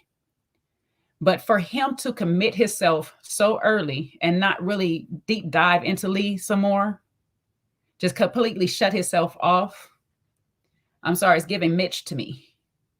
And it's for Janelle, because you're afraid of whatever consequences that she's going to give you, which is crazy, because if a person, you're saying in these 4 weeks, she doesn't respect you enough, why do you respect the consequences that she potentially give you? The only consequence she can really give you is walking away from you. Let her walk. That shows you she's not the person for you. But you have some type of attachment issue that you can't let this person go. We see that because you got a tattoo of an ex after the breakup. Like, that's weird. So I don't know. You could possibly like this girl. You could have did all of these things, but you knew ultimately it was just not going to be what you wanted. You don't want to be forced into a relationship, yet you let her force you into a relationship. You couldn't speak on the stage unless she literally turned to you and say, Q, what do you say? It's giving, you're going to lose your job as security if you do anything but what Janelle says.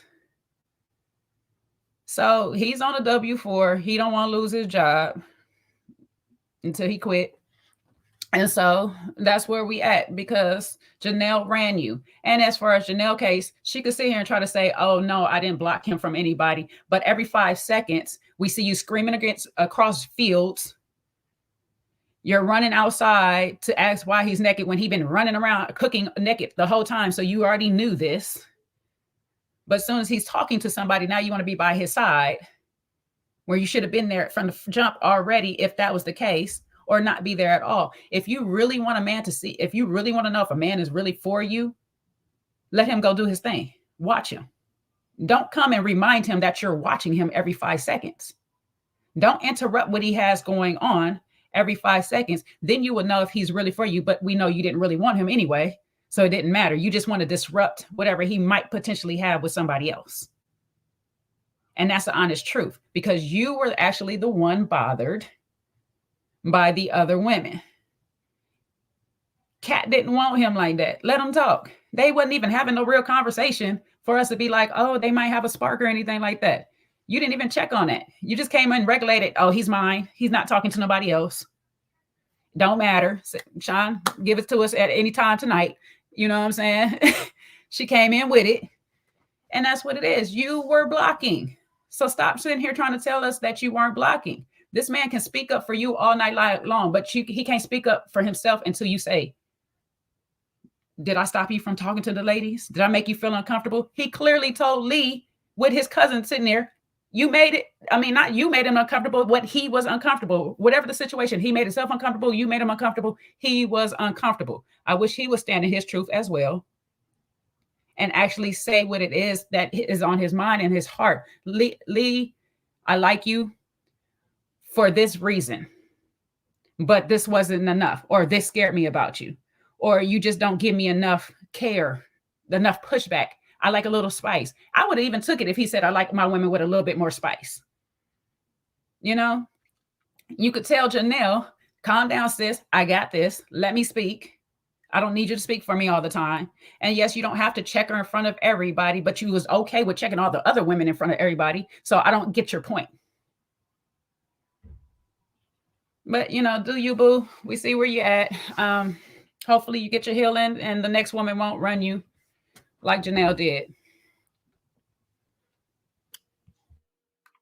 I just wanted to clarify one little point. When I was saying if Lee invited me to her room, you know, I don't necessarily think it was an open-ended invite for sex. That's not the energy I got. It was we can spend some time separate from each other.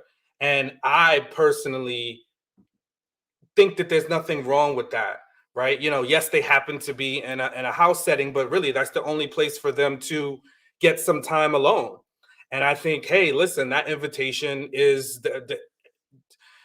look, and even if nothing goes down, it's still nice to have an invite like that, especially from somebody like Lee, you know? And if all it winds up is a good conversation and me looking into your beautiful eyes, then that's all it is. I'm going to try to, move it in a different direction. But, if that's all it is, I think that's all it is. And I just really, in all sincerity, women should do that. Maybe not invite somebody to your room, but, just be more open, be more, and it's not chasing, courting a man. No, I don't want any of that. I'm not saying y'all should do that, but, there's nothing wrong with making your intentions known. There was one last point I wanted to make too, about Lee. And I think what Q's situation with her, issue with her was she appears to have no boundaries because they're like a visible wall. You don't see them until you hit them. She clearly has boundaries because she chose herself, but she just allows you to be you so she can see what you gonna do or whatnot. And I think Q probably not choosing her is because he lacks boundaries too. Janelle's heavy on him. Like, she's telling you, I'm not kissing you until I'm chosen. I'm not doing this until this happens, that, and the third. She's heavy on the boundaries. And because Lee doesn't present her boundaries out loud, it seems like she doesn't have any or whatnot. And so I think Q was choosing based off of self-reflection, like, well, I don't have much boundaries, clearly, because he chose Janelle and let her do whatever she wants to him. So I can't be with somebody like Lee, because then we'll both be out here reckless. We don't have no real boundaries for one another. And he probably just wanted somebody that he can grow from. That's probably part of his healing. You know what I'm saying? Sometimes we choose people while we're on our healing process that we think we can learn those traits that we're trying to work on from. So I don't know. I'm just trying to give him some outs. he hung himself, child. I'm just trying to say. Yeah, I think similar to kind of like, and I see JR's point, right? I don't think, it doesn't seem like he liked her. So yeah, if he didn't like her and didn't see, and it's not that he said that after the fact, so we're just going to take him at his word. He said they were just not for each other. And if he didn't, then yeah, don't go to the room. Don't sit there, have a, that kind of conversation if you're not interested. I guess I'm speaking from somebody that I guess I'm saying I would be interested. And to me, I guess this is me projecting, I think he should have been interested because it seems like they have more in common. But you can't tell somebody who to like and who not to like. But I just would hope the reasons that he doesn't like her aren't grounded in something that is problematic. Just like we kind of see some of the reasons he likes Janelle, and we see some problems with that, because if you can't have a conversation with somebody that they're doing something wrong, or that you think that they should have a better attitude about the way they're handling that, the conversation gets shut down, then we can't talk, because it should be a back and forth. And Janelle made that very clear when she sat him down. At one point, she's like, you have to come with clear examples. You have to give me examples and evidence. Like, okay. Who doesn't do that? But that to me tells me, like, I have to be sold that I'm completely wrong. No, sometimes when you're wrong, you're not going to think you're wrong, and you have to just listen to somebody that's on the other end, that's on the receiving end of it, and be willing to hear their point of view before you get defensive. Just like Lee did with her in the reunion, and she was not hearing it. Yeah, and she was giving you examples, by the way. She was talking about your behavior, and you totally would not hear it because it's hard for her to accept when she's wrong.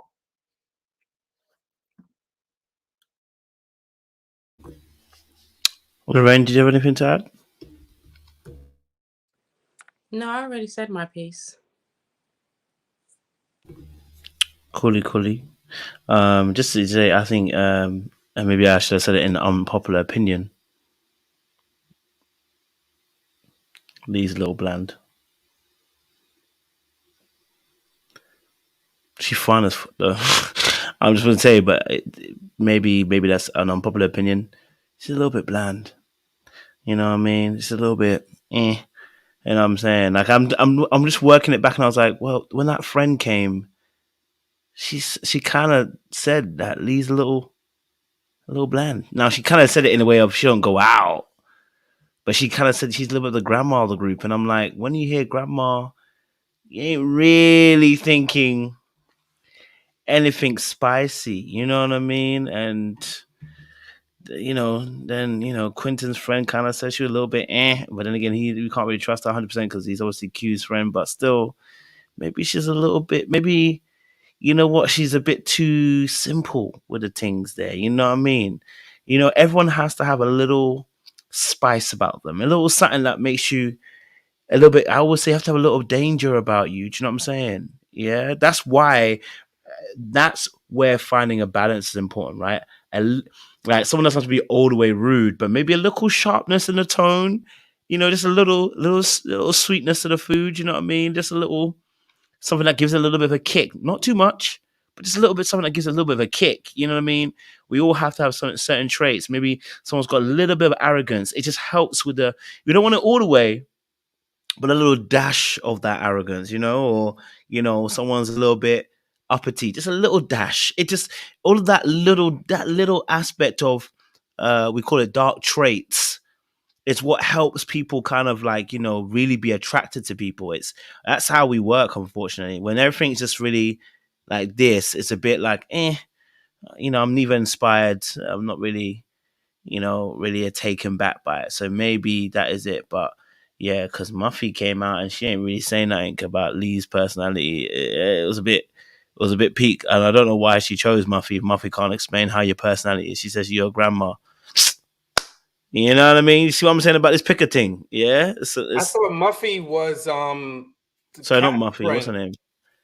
Is it Muffy? Muffy's her name?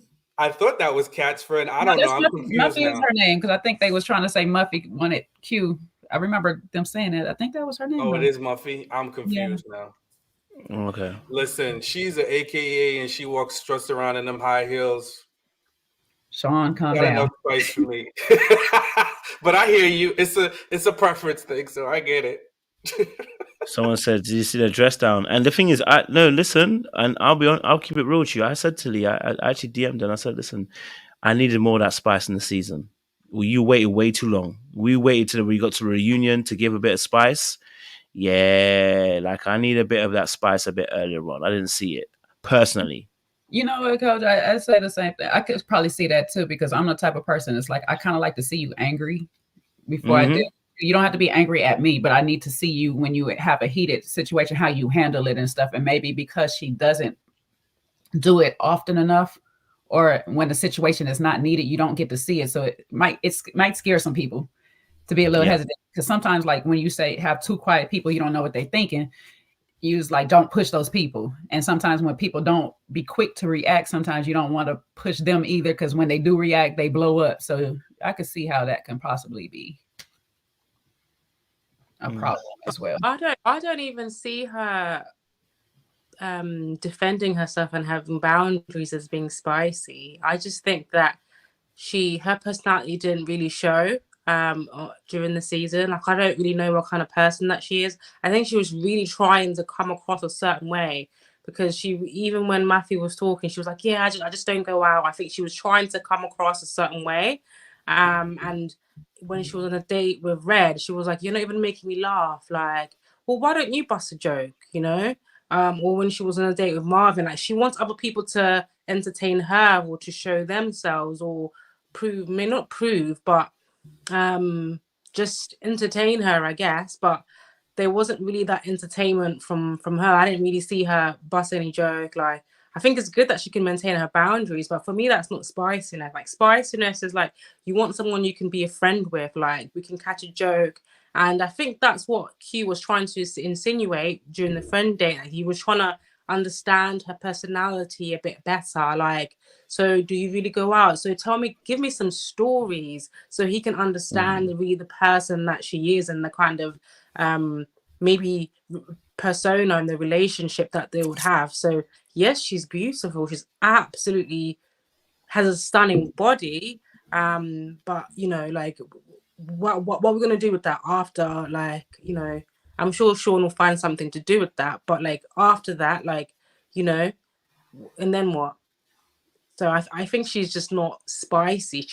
She can maintain her boundaries, but I just don't know what she's like as a person. Like, what is your personality? Like, I want to have fun with you, and I don't know if I'll be able to have fun with you. That's real. Oh, are you gonna add, Sean? I got sidetracked by a comment that Jay just made, so I almost forgot what I was gonna say.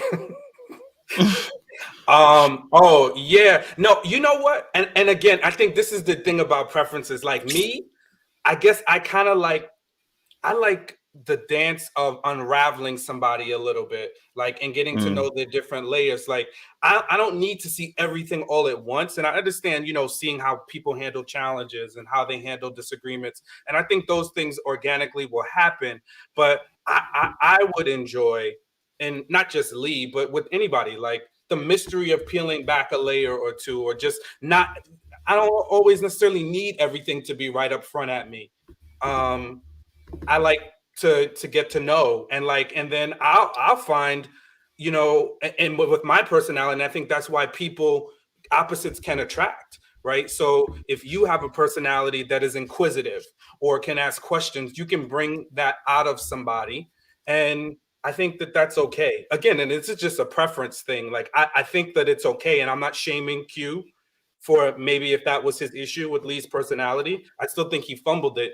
Listen, even if he would have just sat in that room and played dominoes with her, that would to me would just be fun. Because I think, like, and this is what sometimes gets twisted when like the red pill community goes running through the mill with be fit, feminine, and friendly. But that energy, like the masculine is attracted to the feminine.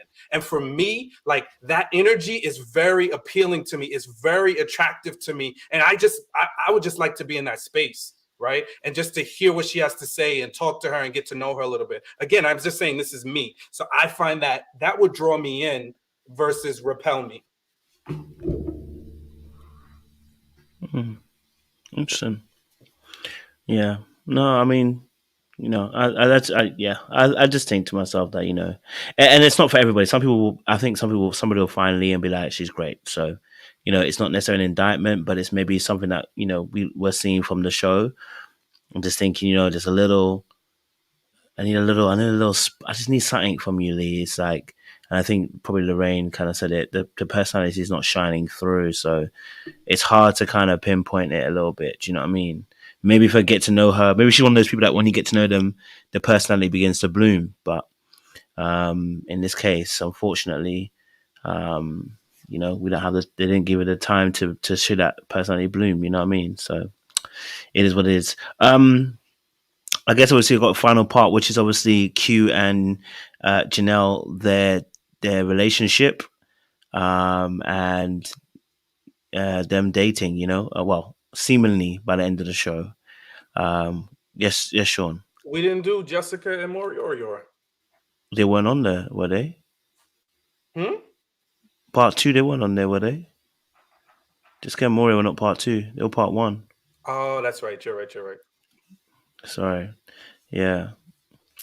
But yeah, no. What was I saying? So yeah, no. I mean, you can discuss it if you want to discuss it whilst you're dropping it in your breakdown. I'm sure you will, because you know you like to your breakdown likes to encompass all. But Janelle and Quentin dating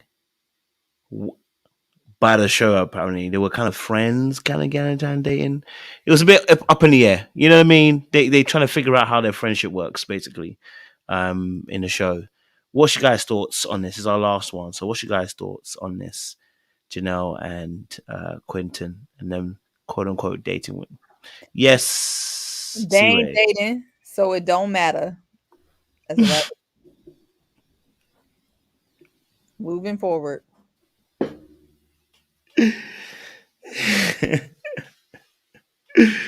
Oh my God. Okay. Oh, Coach.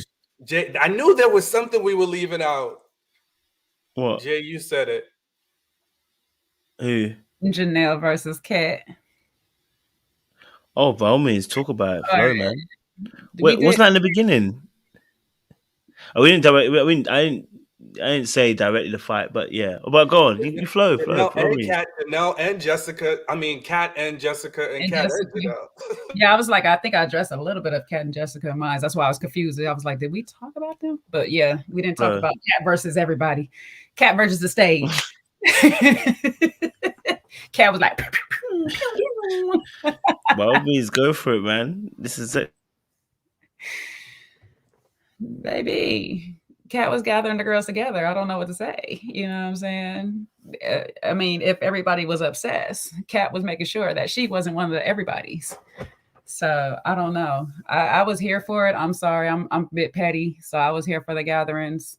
I do feel like Tommy harping on the fact that Kat called Jessica a B. And see, this is how you stand 10 toes on yours. Okay. This is how you stand 10 toes on yours. And she was like, okay, I said it. But at the same token, it's like, Tommy, if you want to hold one accountable, hold Janelle accountable, because Janelle ran through the house calling them bees, called everybody a bee, ugly bees, ugly this and that stuff, all that too. Now, I don't know if they didn't show him the clip of that or not, if he's seen it or not, but it'd been nice if he did and he addressed that part. Because if you want to sit here and tell Kat that she shouldn't be calling somebody a bee, when in turn, right there on the stage, Jessica calls her a bee. So you didn't say nothing to that either. Like, so I don't understand, but I did appreciate the conversation in the back with Jessica and Kat.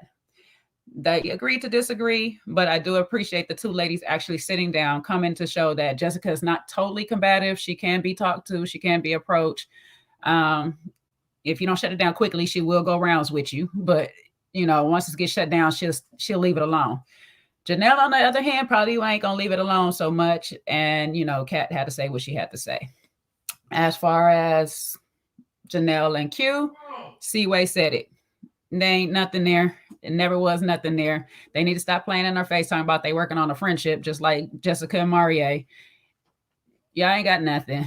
It's done. His contract is up. He's no longer security. He's a free agent. Anybody that wants your Q out there, yeah, he a free agent. Slide into the DMs. He's available. Go ahead and holler at him. Y'all can't really holler at Janelle, the men's out there, because Red is still there. Red made it known. He asked a couple of times, and he told people a couple of times that him and Janelle still talk, and he made sure to let Q know that Janelle don't think their relationship is exclusive, because she don't think they in a relationship at all. So there's that. Who wants to go next? Lorraine, go for it. Shoot your shot away. I think that Janelle done a perfect job of making it look like there was something going on with, you know, between her and Q. I mean, looking into his eyes, she's a very seductive woman, and I think she's done a better job than Jessica. That's for true, okay? Because Jessica wasn't even trying to pretend like she liked that man. Okay, she don't know that man, but Janelle at least was pretending or trying to make come together as a united front.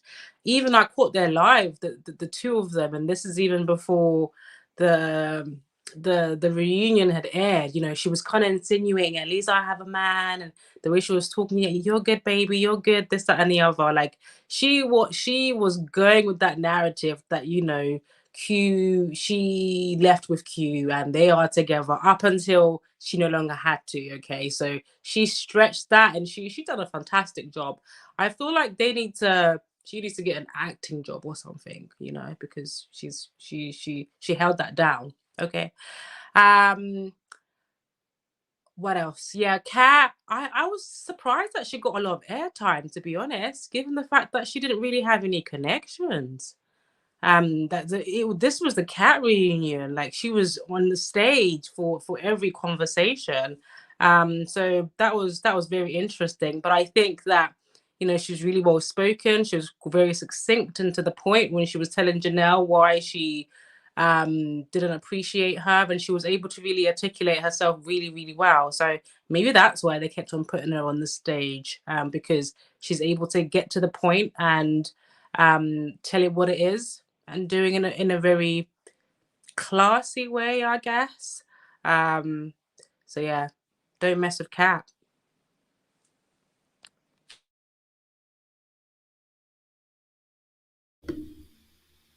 Yeah. Anyone want to go next? Anyone want to? Seaway, where are you? Yes. I know you had some thoughts on the topic.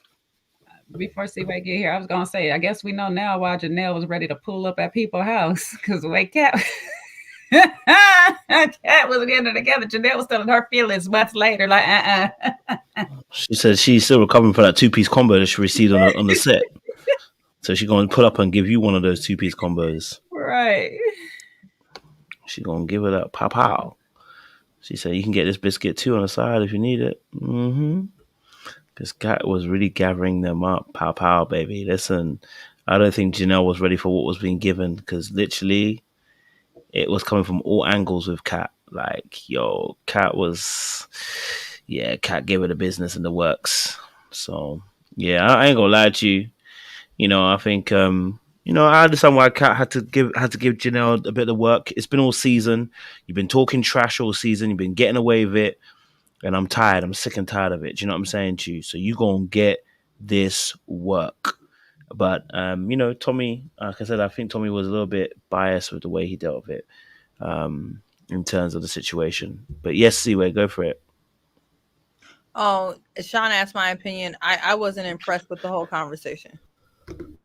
I think that's the best way to leave it. I just was not impressed. I don't think anybody looked great in that conversation. To me, It looked like everybody was bothered. Everybody was pressed. That's what I got. Down. Okay, we got you. Look, I think Kat said some things that needed to be said, right? And I think this is the best way to do it, is to let the women handle the women and not try to get involved and get in the mix of it. So I think letting her go full tilt was the right thing to do. Now, what I would say is that sometimes, so it doesn't come off like you're just, going full tilt on somebody, like, although, Lee, she addressed Jessica when she felt like Jessica was addressing her when she made that comment about the gift. So I think you should, and see where you say this, and I think this is a good point. Sometimes, like, don't let the things build. Sometimes you got to address people in the moment. And it doesn't mean like right in their face, but like even if it's right afterwards, because then people have a tendency to forget, or then they have to keep making you repeat examples from like 3 weeks ago and it's not fresh. So I think that avoids this machine gun tactic where everybody was getting strays left, right, and center, or not even strays, direct shots. I think sometimes you just need to address people so it's not a buildup. So when Janelle said something, or she did something that you felt was whatever, address it right then and there. That way it gets nipped in the bud, versus it being a buildup and then now you just going full tilt. That would be my only constructive criticism in the moment. That way you're just dealing with it versus letting it fester and then unloading.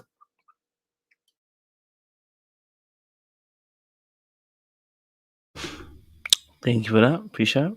Any other thoughts, guys, on that 2-piece combo return? No. Well, then I think we've come to the end of the road here. All right, we've come to the end of the road. Listen, we kind of went a bit over time. It was actually meant to be 3 hours max. Technically, it's maybe 2, but we can always stretch it. But Sean, if you can give us a benediction. Because I'm not gonna lie to you, I'm ready to go to my bed. You know what I mean? I'm ready to go to my bed and leave these people to bed. I'm in my bed. I gave up outside. Do you have a pending invitation by some lovely lady, Kojo, that's invited you to her room? Yes. Now this is the tussle we talking about. I definitely do not have any invitation at all. I am here, single and alone, ladies. But I have a. What y'all know that I don't know? I was just getting praying grandmother. He started the night off with all of this chaos. Yeah. I had a praying grandmother. Definitely started this live on chaos. With this call and response. Why? Unpopular opinion. Well, listen, I have what I think to be a very popular opinion.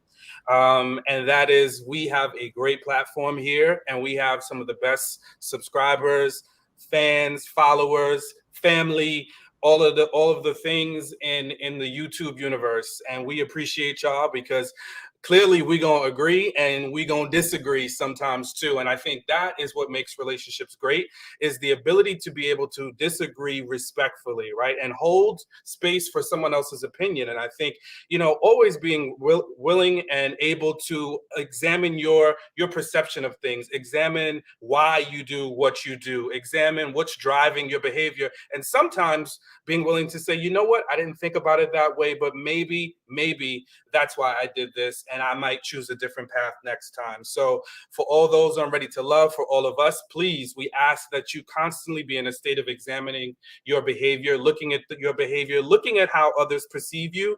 And then, like we saw tonight, there's a way to apologize the right way, and there's a way to apologize the wrong way, right? With the reunion, the wrong way is to make excuses, to go backwards, to try to over-explain. You hurt somebody's feelings, say sorry, and move on. And lastly, align yourself with people who bring out the best in you, not the worst, right? Make sure the relationships that you choose are based on good quality, have a solid foundation, and that you two are going to bring out the best in each other. Back to you, Coach.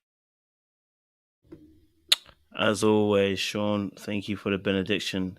A powerful one at that. Listen, audience, it's the end of another season on Ready to Love. But the festivities do not stop there, because Ready to Love Move is now on next week. So we go again, but we go again in a different format. Hopefully we get some better couples. I know we won't, because the people they've chosen are nowhere near what we're talking about. They're asking for freaking miracles. So I just want to warn everybody ahead of time. It's not the first season of the show, because technically it's still Ready to Love. So it's a new season. That's how you have to look at it. And we have people who were problematic, on previous seasons, i.e. Sharice and Zalia. Okay. And I know they're going to wring my neck for saying that, but they put these people on there for show. So Carnage will start again next week. And we go again. But we'll be back tomorrow night. Love is Blind live, same time, guys. So 8:30 again. We'll be talking about Love is Blind for you guys, episode 8 and 9. So if you've got your opinions on the Uches of this world, then you need to come on and watch us there as well. And we'll be back. And then tomorrow, just before the Love is Blind live, I'll be talking with Chris from Ready to Love. On Tuesday night, I should have Quentin, but we'll see, because after we said what we said today, I wouldn't blame him if he doesn't come through. I wouldn't blame the brother. And that's around about it, guys. So, go for it. Q just come prove me wrong. Come on do the interview. You know what I'm saying? We have changed our opinions of people once they've interviewed. So this is true. Do the interview. Let us see the real you. And we won't prejudge you anymore.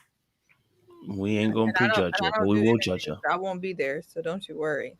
It's a safe space. for that few hours, yeah. But after not a safe space, but you go the chat. There's no guarantee. Anyway, I'm trying to get him to come on. Hush. Which Chris? Niger Chris. Niger Chris. Oh, y'all better tune Didn't you interview the other Chris already?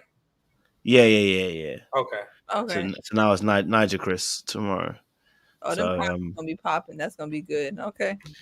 Yeah, we're gonna have a festivities, all right. Okay. So listen, audience, it's been amazing, it's been great. And you guys came out 930 strong, amazing numbers for this particular show. So I really appreciate you guys and ladies coming in and vibing with us tonight. We're back tomorrow again for Love is Blind and Chris Niger King's interview as well. So make sure you stick with us. Subscribe to the channel if you haven't done so.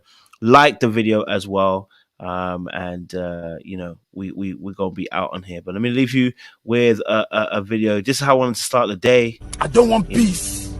I want problems always. You know what? Sometimes you just want problems always, okay? It is what it is. You know what I'm saying?